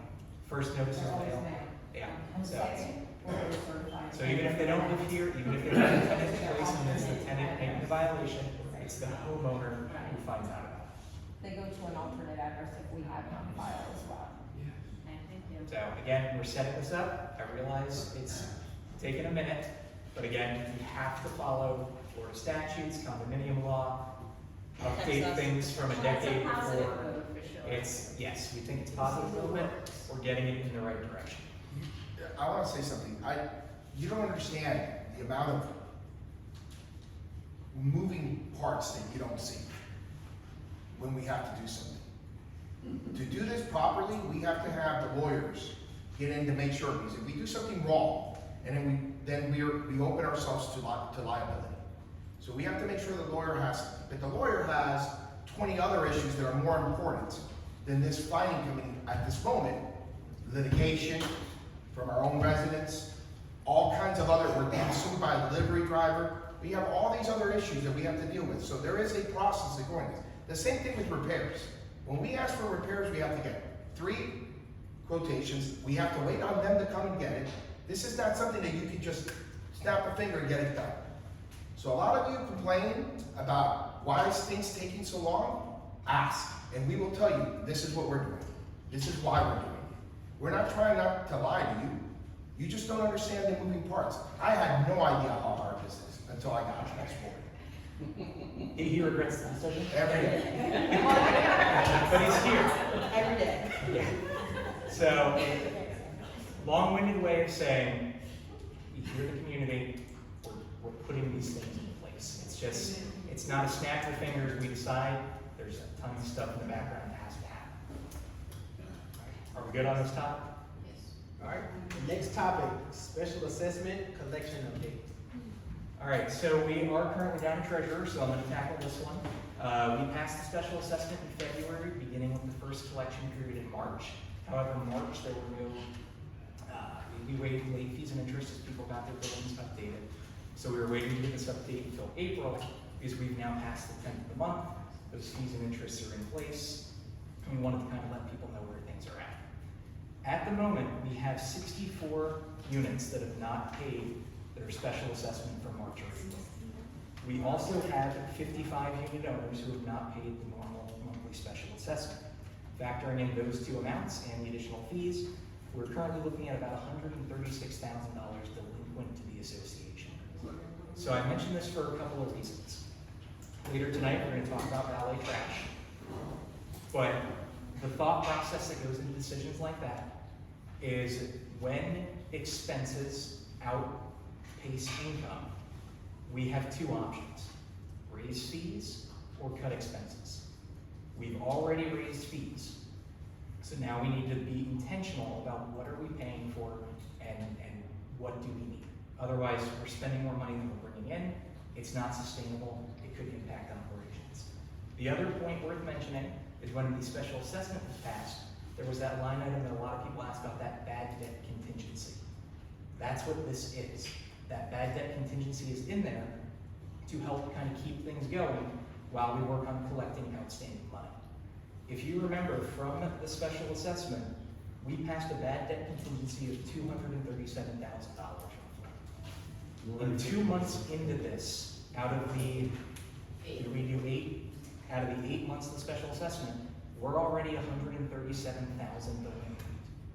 So that goes to show in a quarter of the time, we're already over halfway there on the bad debt.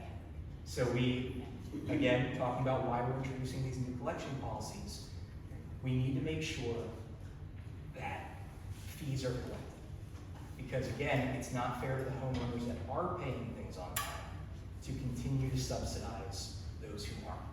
And we need to make sure that things are moving forward and that we have the capital to do the various projects. So if they're not paying it, then do they get a lien on their property? Yes, and that was why we revamped the collection process earlier in this meeting, is to make sure that that money is That you being can recover collected. the money. But Exactly. anyway, we have to wait, or it's coming back to me. Well, the goal right now, again, because we've already passed the assessments and the special assessments for this year, we do not want to touch those numbers again this year. We're trying to operate within our means. So while we're having this ability of catching up, and we'll talk about water meters later, because there's water issues that are a whole separate thing, but because we are still spending more money than we are bringing in, now we need to start tamping down expenses. And I think that's a pretty good segue into valet trash. Right. Yes. My question, Yes. 2 years ago, I told Jeff, who was the president at the time, guys, we will have a problem we're facing right now. We what? We have the problem, we will have the problem we're facing right now. People will not pay. His answer was what? That is what it is. We'll deal with it. Fine. Now we're dealing with it. Second, on the special assessment proposal, okay, $512,000 on non-service to the reserves. Is that important right now? We're struggling to pay our Yes. HOA. We legally are responsible. Yeah, Let me finish. please continue. On non-service, which is not mandatory, or $400,000 to the, what you call it, landscaping, the construction is not even finished for 2 years. What's gonna happen after we're gonna do another landscaping, and another, and another? We're gonna be paying 400 and 400 and 400 again. All right, so let me answer this one at a time. Why expensive? Well, why would we expensive when we can't? So one of the expenses we're looking at, and we're gonna get into that second, is valet trash. Valet trash. Two I just mentioned, non-service to the reserves, and 400. So, let me address the reserves. Because the reserves were part of last year's past budget, and that year has now ended and we're in new one, because they were part of that budget, but then not collected, we don't get to be able to say this year, oh, we're gonna not worry about funding last year. The board last year should have made that decision, but because they didn't, we are responsible for covering last year. That's a legal obligation. We have to pay that because it was in the budget last year. How much we money have was to- left last year? Last year, there was not a single contribution made. No, how much money was left? How much was left? It was How much like is in the 1.5. reserves? Like 1.5 million. About 1.3, 1.5 million. So we have 1.5 in reserve. Correct. But because last year, the budget included a monthly amount to go to the reserves, we are now required to fund that because we cannot go back and waive that requirement from last year. You can't go back to the previous year and waive it. You have to correct. And we have this 1.5 saved on the In the interest account, that's They're in a high yield that's at Cadence. 1 So, Because we have to fix the reserve funding issue from last year, that's why that number's in. It's not a one, it's a need based on the budget. so even if it's a non-structural integrity reserve, you're required to fund it, and you cannot use the money for another purpose unless you get a membership vote in advance. So if last year the board didn't properly fund that account, you've got to go back and repay it. And this year or next year, if you want to partially fund your non-structural integrity reserves or waive full funding, your board can put it on the agenda for a membership vote, but unless a majority of your total voting interest approves reducing the funding, the automatic requirement is that it be fully funded. And So, our loan documents are now requiring us to fund the reserves. the reserve. So And that option was taken away from us as homeowners to vote whether we want to fund or not for the next 12 months. Because the loan documents require that. Now, That's going to be to address the landscaping, yes, go ahead. Okay, so when we were debating this whole project, there was a lot of people saying, my husband, my cousin can do this for half the price. That's what got us in this mess. Because when they did the roofs, and they got the gutters were not done properly. And what happened, you say, what does the gutters have to do with landscape? It's the grading. Because I am suffering through this problem. Because we don't even know where the company is to fix the gutters when they installed it improperly. So when the gutter is not up against the building like this, the water will go right down the wall. And what it does is it leaks into the windows. So I have a leak from the top of the window.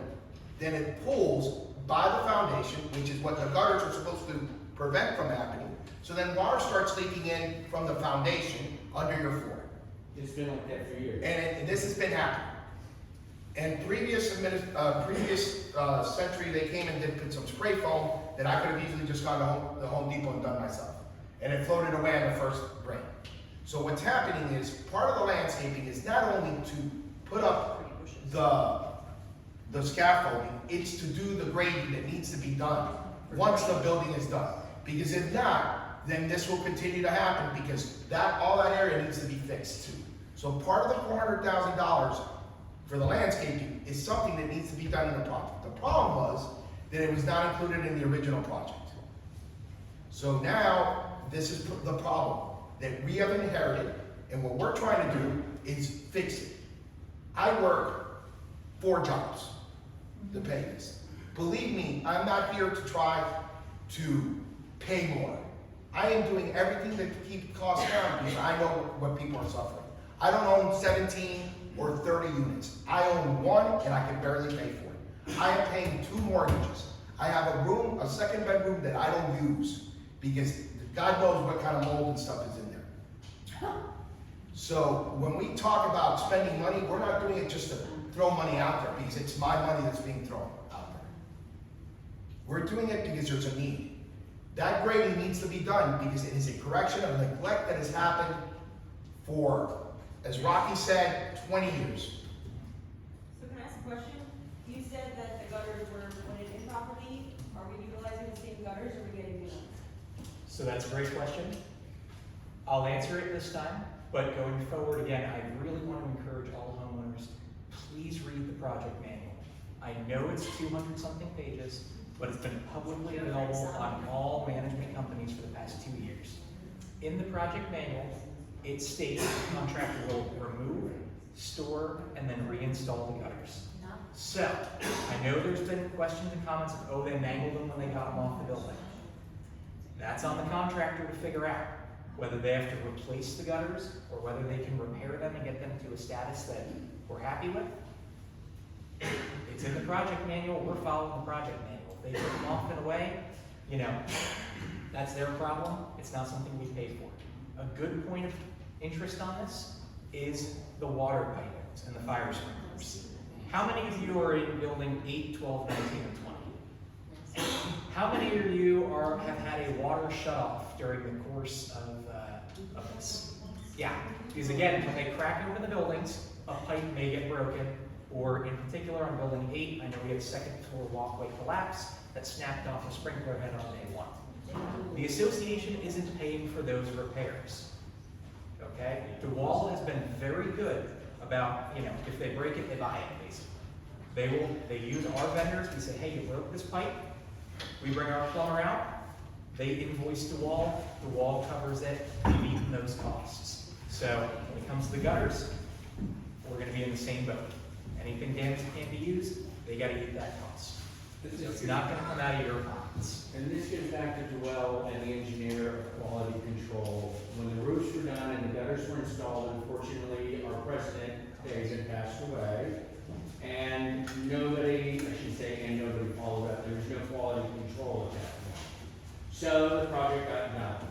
Thankfully, Joelle is now our quality control and our best friend. I walked into him twice coming out of my unit. So I know he's physically out there following up to make sure that Joelle is doing what they're supposed to do. So in 2 years or 2.5 years, we're gonna have a lickety-split type buildings that hopefully are not gonna be experiencing any issues that that projects weren't being done complete. I was here, I know, and Perfect, thank you. All right, so moving on from the collection to the next agenda here, suspension of valet trash. This is a cost that if we suspend, again, on a temporary basis, when the association's finances support bringing it back, it's certainly something we can explore. But at the moment, we're looking at saving that $38,000 to $4,000 a month. All right, this is going to put a little back into the budget to help cover our costs. So, if we suspend valet trash, which I believe we're going to vote on in a minute, what's going to happen is I think we're going to give them a 30-day notice. All right, so they'll be on property for another month. This gives people a chance to get used to the new process, which will be incredibly complicated. You're going to take your trash and you're going to throw it away. All right? In the dumpster. In the dumpster. And Only the one dumpster. the compactor specifically. You're not going to throw it away in bulk waste, and you're not going to throw it away in the project dumpsters. All right? We think at least half the community or more is already taking their trash to the compactor. You know, get your steps in, walk it. If it's too far to walk, throw it on the hood of your car and drive it to the compactor. It'll take you 2 minutes, and it's going to save the association $4,000 a month. I think that's a great idea. I just think that maybe some quality control as to what are you gonna do with the people now who leave their trash out. Yes. That's where the fine is. So this is where the finding and the violations come in. 9 times out of 10, if someone leaves a bag out, we're gonna know one of which 2 units it is. Or if they bring it down to the curb. How? Well, if a bag is in front of unit 808, and I use that as an example because it's mine, it probably belongs to unit 808. And if it's somewhere else, our maintenance team can open it, and there's gonna be a letter or something, someone's, sorry? Maintenance. Maintenance. Maintenance. Maintenance. Yeah. If you're listening, you'll hear the words we're saying. You can tell people, if you can give the chatter down, you'll hear what we're saying. So, Okay. this is, again, A, B, C, we're doing things in order of operations. Now that we've got the violations and fining coming in the way, now we can try and tackle trash, because there's gonna be a consequence to those that don't throw away their Because trash. I see it all over, and it's in my building too. The trash goes out at 9 AM and it sits there. That's because they know somebody's gonna come behind and pick it up. So No, if they know that. they come at night to pick it up. No one's coming in the day to pick it up. So now it's going to Your happen. neighbor knows somebody's coming at 8 o'clock. we- at No night. one's coming. All right. We have a lot of things to get through. All right, I appreciate that. Of course, Given yes. that's But the law. that's the why behind the what. All right? So, I'm gonna make a motion. I motion that we suspend Valley Trash at this time, following their notice period. Second. Indefinite, yeah. We're further suspending, notice. we're suspending until further notice. I second. All in favor? Aye. All right. We will send that notice out to the company. Bradley, can I just ask a question, please? Yes. So, because we have a lot of renters, and I think that's also a great idea, you know, we will not have the trash because of that. Who is going to be, under the penalty for the trash? Unit owners. Owners. So we as an association can only hold, I believe, only hold one responsible. But so if a tenant, we'll double check, but if a tenant doesn't do something, or a unit owner doesn't communicate that to their tenant, at the end of the day, it will fall on the unit owner. And nothing, you know, is gonna get I realize there's the complaints that we have some absentee unit owners. When they start getting fined hundreds of dollars for trash, they're gonna do something. We're also gonna send an email blast and we'll post the update to the neighbors. That the tenants are. Thank you. That way the tenants who don't have good communication with their landlords will know, hey, this is the last day your garbage is getting picked up. And an intelligent landlord would put something in the lease that says any fines incurred, you're gonna have to pay me back. But when that happens, who is going to be picking it up? No one's picking it up, you're throwing it away yourself. I know, but the Okay. one that is going to be abandoned for the renters or whoever, The while the maintenance, system when they open it works, up, maintenance will Yeah, throw it away. maintenance But we is don't want to identified train and throw it maintenance away. to throw everything away. then they Third time. If maintenance has to throw something away, there's gonna be, you know, $100 fine service fee associated with that. What exactly is the time frame from the first violation letter then to the actual enforcement of the fine? We can get that in writing yet. Well, that'll be in the policy that the attorneys draft. We haven't received it yet, we don't know. Month, 2 months? Roughly 30 days, because I believe they have to be given a correction Here's period. what I'm asking. By that time, there's gonna be so many violations. Are we guys gonna be buried with who did what? Look, no one said it's going to be easy, It's never easy. but again, we have to tamp down on costs until the collection's improved. Otherwise, we're gonna have to cut other things that people really care about. You know, I mean, we could close the pools and save that money. I don't think we wanna do that. So, you know, let's start with something simple while we have plans in place to mitigate. And again, this isn't permanent. This is something that if all of a sudden 130,000 comes in next week, you know, if this all gets collected overnight, we can bring Valley Trash back tomorrow. You know, like it's give and take. But again, we can't be spending more money than we're bringing in. All right, so, All right, next topic, suspension of Pioneer Energy Management. all right. Pioneer Energy Management, it's on your agenda. This is the next one. And again, this one requires a little bit of explanation.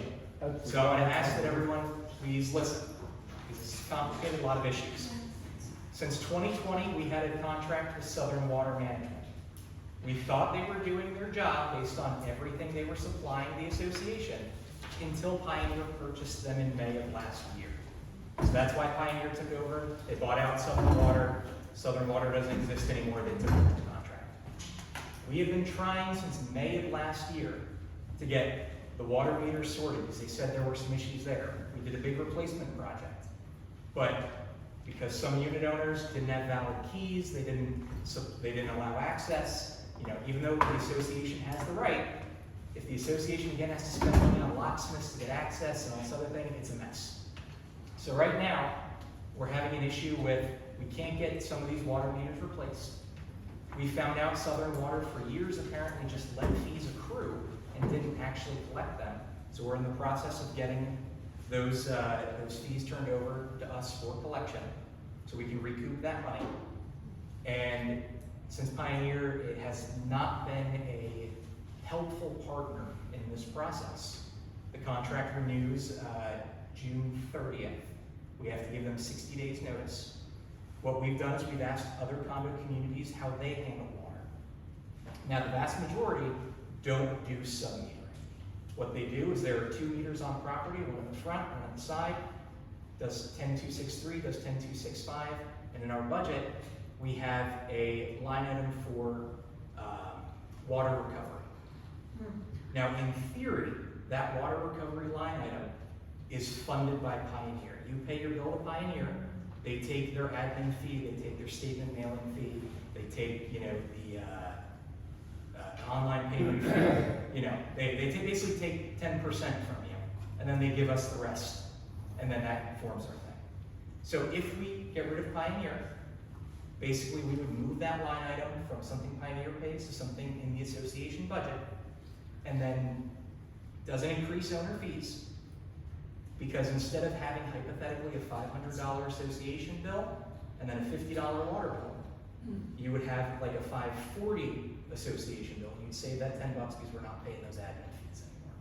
So overall, it's a net gain for unit owners, because we're going to be able to collect the money too by turning it over. That'll subsidize the rest of this year, and then for next year, that line item will be part of the budget. So instead of having a separate water bill, it'll be, averaged by unit, part of the association, treated as a common thing.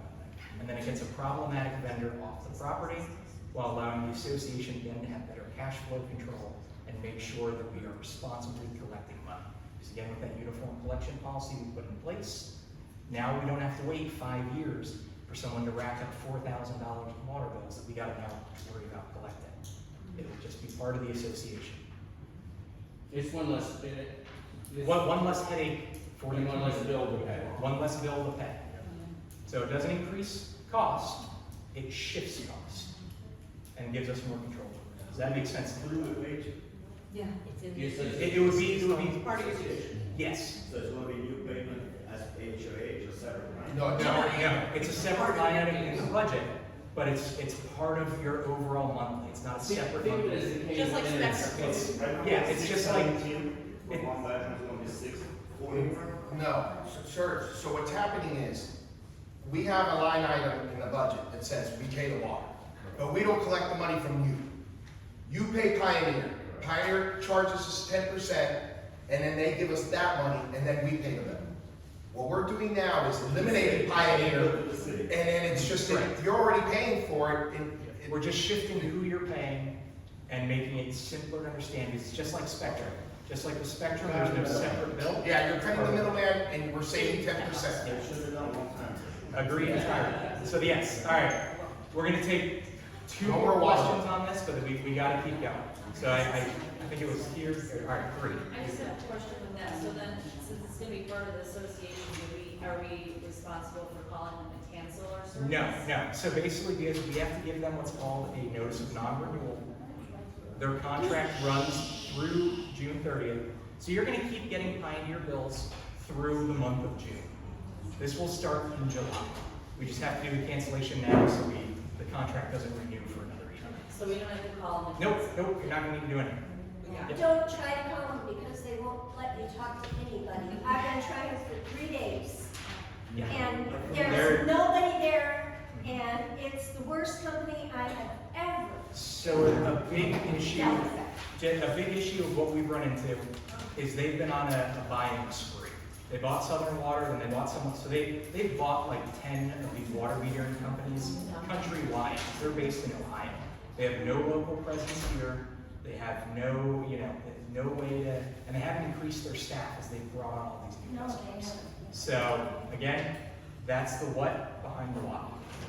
So I've got a question, when it comes to the billing, and the billing is wrong, basically my water increased 405% from 1 month to the next. Yep.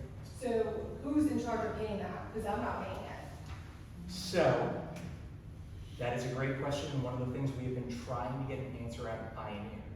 And I talked to them, so I got a hold of them the first time, and they told me that they were going to backtrack, and they were going to charge all of us back the amount that unquote they were saying that we were supposed to be paying. That's what one person told me. Yep. So I got smart, I got on How track. did you get a hold of somebody? I've been texting. Oh, I got on track. calling them. All right, everyone, I understand the anger. I'm just trying to explain what I've been through, what I'm trying to Absolutely, let and you know.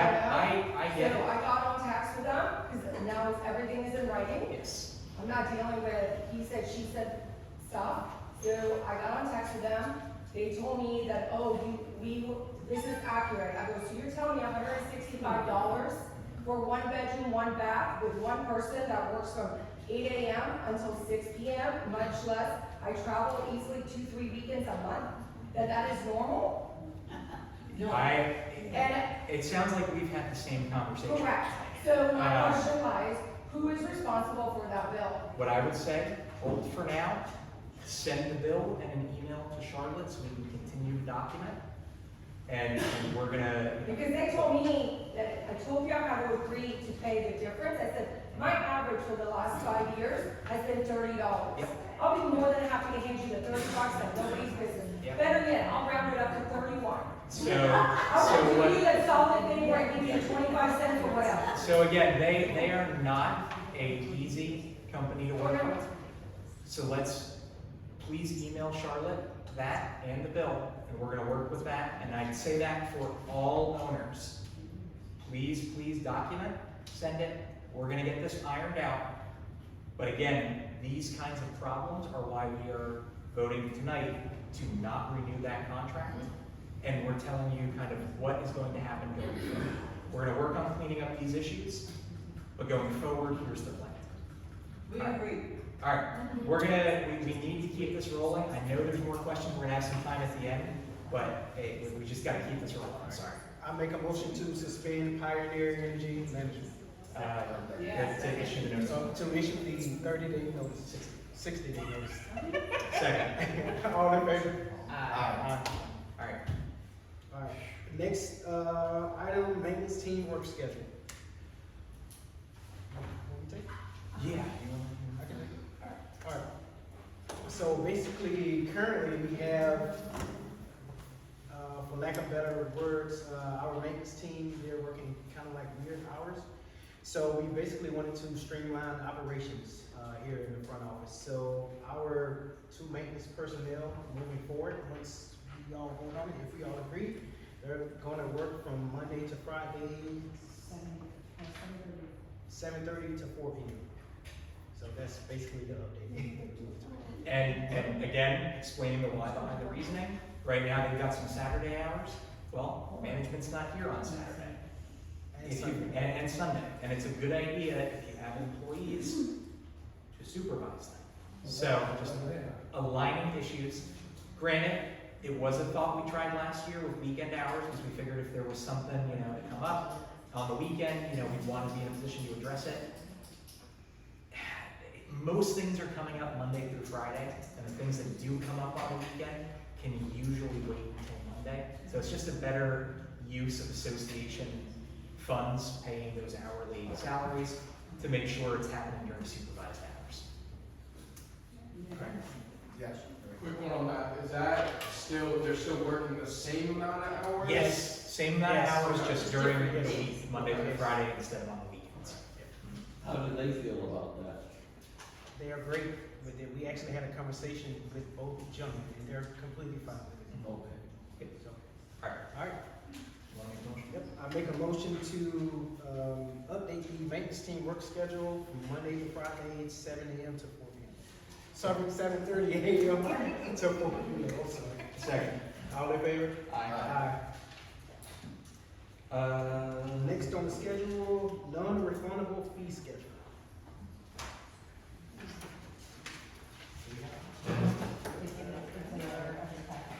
Okay, this is basically just, what is this? Okay, that's what that is. Okay, sorry, this meeting is, I am under caffeinated today. You want me to get this? Yes. All right. This is just the charges for things that we charge for. This is, I need more coffee. This is your mailbox key fee. This is your smart card key reader, which, we'll talk about the gates in the gym, don't worry, that's coming. But when that's rolled out, you'll get one free, but then replacements. It's basically the stuff that a unit gets if you lose it. Association can't be paying for it. So this is just uniformly what we charge people who need replacements of the free stuff they lose. Every association does this, none of this is crazy. It's just establishing uniform fees, which will be posted online. Questions? All right, I'll make a motion to adopt the non-refundable fee schedule. Second. All in favor? Aye. Bradley, is there a part of the agenda where you talk about the visitor pass?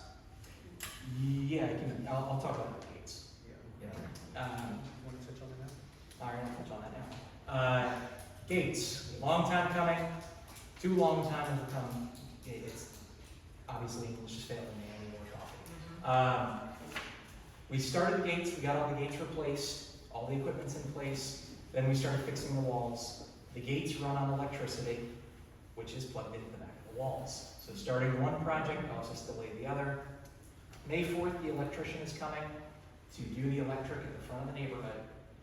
Provided that goes well and there's no additional troubleshooting needed, we're expecting mid to end May being able to turn the gate system on and do a registration drive. That way everyone's in the new system. They can get the new keypads, the new smart readers. We're doing away with the paper visitor passes, and we're going to do a physical, physical visitor pass that units will be given and they can give to their guests. That way, again, we can track which vehicles are on property.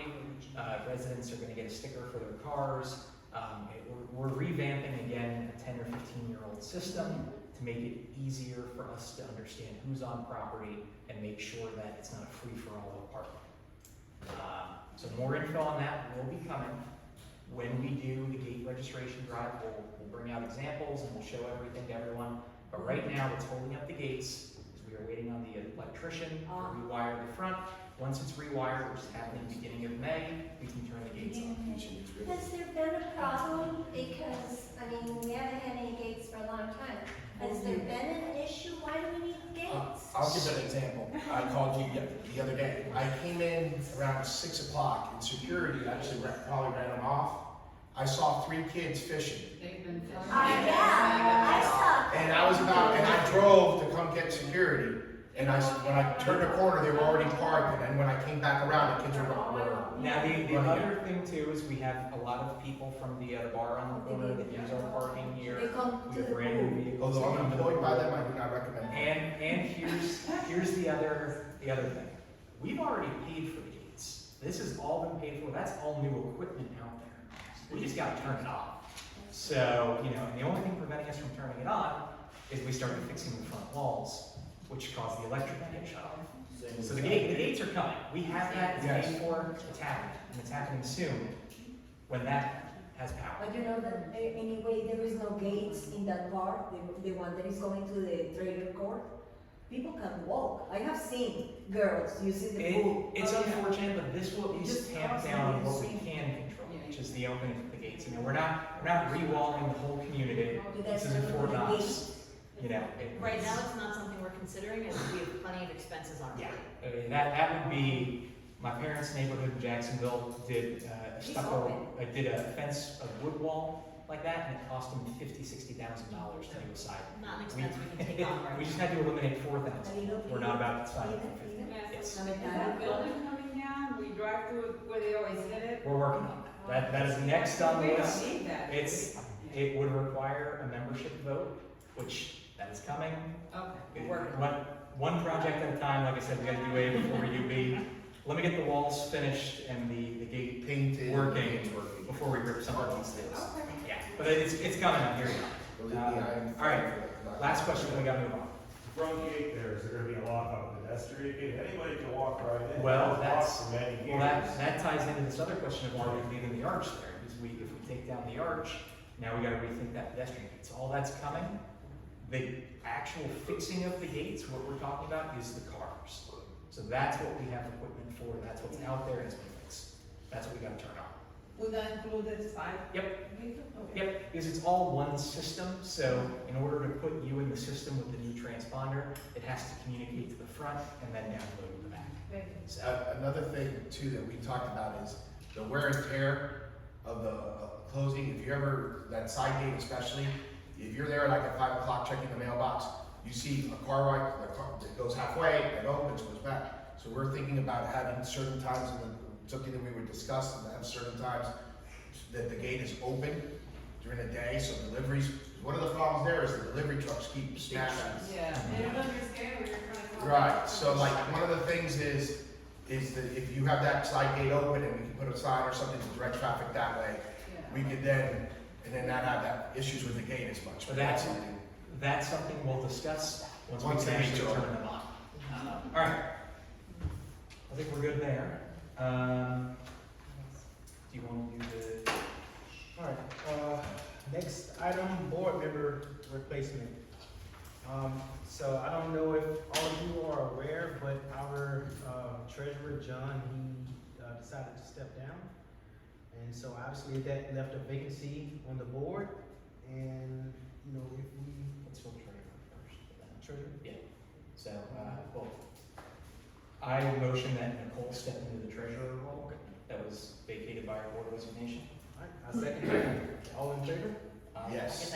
Do you accept? Yes, I accept. Yeah, All right, so Nicole is going to be our new treasurer, which leaves the secretary position vacant. So I would like to make a motion that Sanella join the board as our secretary. I second. All in favor? All in favor? And No, Sanella, do you she's accept? sitting right there. Yeah, I That's know, okay. I know. Oh, okay. Do you accept, Sonata? I absolutely do accept, and it's gonna be my honor to serve the, I love this community. It is my, you know, this is, I'm really privileged, and I'm the. And if you can't come down, we can ask you to leave. I'm excited, to All right. battle, and I'm actually excited to work with this board. Yes. All right, thank you, Sanella, for coming up. We've got a seat for you. Thank you.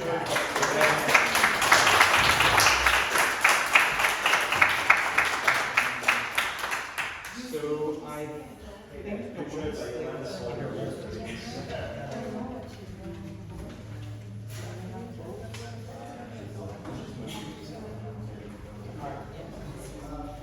Sanelo. We'll put out an email, but we've got one more thing to get through here. I just want to say something. Oh, okay. I also go by Sunny, if on Facebook and on WhatsApp, so. How do you spell that? SUNNY. All right, so now we have a full board again. All right, so next thing is ratify board actions without a meeting. So we have 3 of them. The first one is fronted fiber access agreements and business internet proposals. The second one is Yarborough bids to work on building 8 and building 1 and building 17. So I would like to make a motion. I would like to make a motion to approve this. Second. All in favor? Aye. So I think it's, for transparency, it might be a good idea to explain what we just did, because some of you may not know. So sometimes we need to make decisions without having a board meeting. So what we do is we usually just have a vote amongst ourselves for like a repair for things. So we already voted to do this repair, because like the meters that we talked about, that needed to be fixed. So all we're doing right now is just in the board actually approving what we had already approved. And with this, I do want to clarify, it's not a vote by email. I was gonna do that. It's a sign line. It's a unanimous action. You know, it's like when we need to sign a contract or something. In particular, what we just approved was the repairs to the electric meter of building 8. So, you know, these a lot of times things are time sensitive. If there's something we need to approve, rather than calling a meeting, 48-hour notice, you know, we gotta get things scheduled, efficient business. So anything that pertains to safety, life, limb, injury, things like that, obviously we can't wait to have it right. And they send an email, which then I have to DocuSign. So that's. They're not voting via email. There's a couple of ways the board can take action outside of a board meeting. They can delegate to an officer the ability to make certain decisions or spend certain amounts of money in between board meetings, or they can take action by unanimous written consent if it's not prohibited in your bylaws. But they always put it on the agenda for a meeting to ratify because they are not hiding the vote from you. They want there to be full disclosure. Exactly. So again. Yes. So, All right, I think next thing, front wall update. we just Kind of get that. Yeah, front wall, electric's going up May 4th and 5th. and then it can be pink. When did you originally try to contract them to come out to do the electric? It's been a minute. Basically, again, we're at the mercy of our vendors, you know, if you've tried to fix something in your unit, you know, there's that saying, you can have it done right, you can have it done fast, you can have it done cheap, and you can have it choose to. So, right now, we're choosing, we want it done right, we want it done cheap. So, that means things can take a while, which is why the gates have dragged as long as it And has. I also want to clarify, cheap doesn't mean that you're lacking on quality. Yeah, we were Doesn't talking mean- dollars. It's affordable. Yes, affordable. And again, when someone is super affordable and they do great work, they're booked pretty far in advance. You know, every time you've seen Yarbrough's trucks working at every building on property, typically when we want to move forward with them, they're 3, 4, 5 weeks out in schedule. So, you know, if you need an electrician, call them. Just don't need them tomorrow. You have any other questions? Yep. Any questions? I have a Any question questions? about the reserves. There is 8 different bank accounts, including one in California. Why we don't have one, just one for the reserves? So, I can touch on that. So, there is no more banking out in California. That was closed. That was Bank of Oh, California. that is closed? So what every management company does is whatever software they're using usually has affiliated banks for their banking association financials. Century, with their platform that we were using, was Smart Bank and Bank of California or something like that. So when we left Century and joined Greenacre, those accounts were closed. We opened up the Western Alliance Bank accounts for operating and reserve. Yeah, Western Alliance. And then when we signed the contract with Cadence, we had to open up an Cadence. operating, a reserve, a money market, because we closed the CD elsewhere and brought the money there. And we're gonna be working with Cadence over the next couple of months to further consolidate. It won't be just one, because we need to keep Western Alliance and Cadence. But we're working on simplifying the banking, so it's easier to look at. But that's all behind the scenes stuff. Our management company will work with over What was the reason they have so many banks? Because when you switch management companies, it moves from one bank to another. You know, Greenacre doesn't use the same banks as Century, doesn't use the same banks as. And then, you know, a board 3 years ago signed a 3-year CD with EverBank for reserve, which locked the money in there. And then the reserve, you know, when the CD expires, you can pull the money out and get the interest. So we're going to work on consolidating. But again, as we've said in the past, when the reason why we shouldn't switch management companies as often as we have, I mean, Greenacre is our 4th management company in 5 years, I think. Every time you switch, it causes paperwork, it causes delays, it causes transfers, it causes losses. So we've been with Greenacre about a year. We're going to keep sticking with them, and we're going to continue to work through the backlog of what the hell happened for the past 10 years, for lack of a better word. There's a lot to work through, but we're getting there. So mine goes back with the water thing. I'm glad that, you know, we're moving to not have them anymore. My question goes along the meters. So I know there's that whole thing for the replacement of the meters. I have one unit, I work from home. I have the updated key that I gave in the office. I did once get them in there, and I know some of them that they said they didn't have to replace or whatever, but I didn't get any of that. But I was told at the last meeting, which is huge, it's not like I'm on you guys, it's from what they told you guys, is that the water should be like reading correctly, right? I'm still on my bill getting estimates, so I don't know if that, like, is this gonna be, I guess for the water meter aspect, is that like something that, I don't know how that's, like when we change to us instead of. So when we change to us, again, because it's gonna be a line item, it's gonna be an average, it's not gonna be a water reader reading, so that estimate isn't gonna matter anymore. Oh, okay. What I would do, like I said to the other woman that was there, document it at the office, please. Okay. Sorry, so you're saying now you're gonna average all of us? So I was paying $25 and now I might be paying $50? No, it's not gonna jump that much, because when you average it, it's gonna be basically very similar to what you're paying, especially if it was already averaged. And then, again, 10% of that number you were already paying are admin fees that Pioneer is charging you for the privilege of billing. And how So- are we gonna get this information? I just got out, how are we gonna get, like, before it was, ourselves, then they were sending us bills every month. Yeah. How are we gonna get it now? So again, there won't be a bill, and it'll be part of the association, one fee. So it's moving the money you were paying Pioneer into what you pay the association. It's gonna be averaged based off the city meters, which is what Southern Water was doing for the last 6 years. That were installed already in the units. So Pioneer has not billed for those. I'm starting to think they're not gonna bill for them. And when they do bill, it's gonna end up probably getting sent to the association. So again, we're gonna work all that out with Pioneer. But the goal is, because they have no idea what they're doing, if we do this again for another year, we're gonna have these problems for another year. So let's make a decision, get them off property, put the plan in place going forward, and then if there are 1 or 2 other things that crop up between then and now, then we can focus on curing those issues. But if we stick with them, we're gonna cure these issues, have 4 new ones to address. So that's why we're moving forward. All right. Sorry, one last one. For the special assessment, I know you said it goes into a fund, and that, I guess when I looked on our website, it's the same fund that it would be where they're charging us monthly, right? There's no like separate. Yeah, there's no separate account. Okay, so even if we paid it in full, like, it would still be like in the pool, but it would be more like a negative reading instead of. Exactly. Okay. Yep. Anything else? I think you all deserve such a We're huge just thank open you. questions. Yeah, these are the open questions. Okay. Yes, ma'am. I'm amazed at how you have taken this on and you're fixing things that were ignored, and I'm so thankful, and I'm sure that everybody else. Larry, what should we do?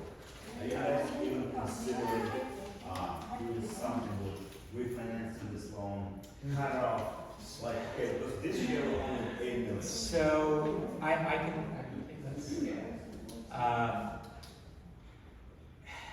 We're gonna continue, what I'll say is we'll continue conversations with the bank. But as part of the loan terms that were signed, if we refi it in year 1, there's a 5% refinance fee that gets charged. We will discuss with the bank, which has been a little tricky because they're in the middle of a merger. I'm not sure if you all are aware that the Cadence is actually, it's a brand going away by June. They're becoming Huntington Bank. Anyways, that's neither here nor there. But they're having some changes in staff, so we're continuing conversations. But, we gotta keep the project going too. So we'll keep having those conversations, and we'll see about refinancing in the future. We'll see what options are there. But again, the loan terms are the loan terms. I understand, I would want with $10 million in interest, if there's anything can be done with slash it off somehow, I don't know. What I'll say is it's a possibility. I don't have the answer for that yet. We gotta see where things go with the bank. But it's certainly something we're looking into. Okay, yes. We have a question from Slobodanka. She wants to know why the reserves were not contributed last year. So we answered that at the last meeting when we passed the special assessment. So that's already been answered. The previous board did not. Yeah. You guys have those reimbursements for windows and stuff, as it was discussed last year, or not? The windows, still in progress with the engineer. We haven't encountered any other buildings yet. What I'm saying, you still planning? Yeah, it's still coming. Basically, if it's been discussed, or if it's in the project manual, and again, please read the project manual. What's gonna happen to those units that plaintiffs, let's say they prevail, and win? We can't talk what ifs and we can't discuss litigation with plaintiffs. You had a question. Okay, so I know we talked about this for blue phase, but the screen porches, is there an opportunity for people that don't have screen porches to actually upgrade and actually get one put in? That could get complicated with the project. Email Charlotte. Email Charlotte will. If you want it, you can go to Dual, but it's gonna be the homeowner and Dual.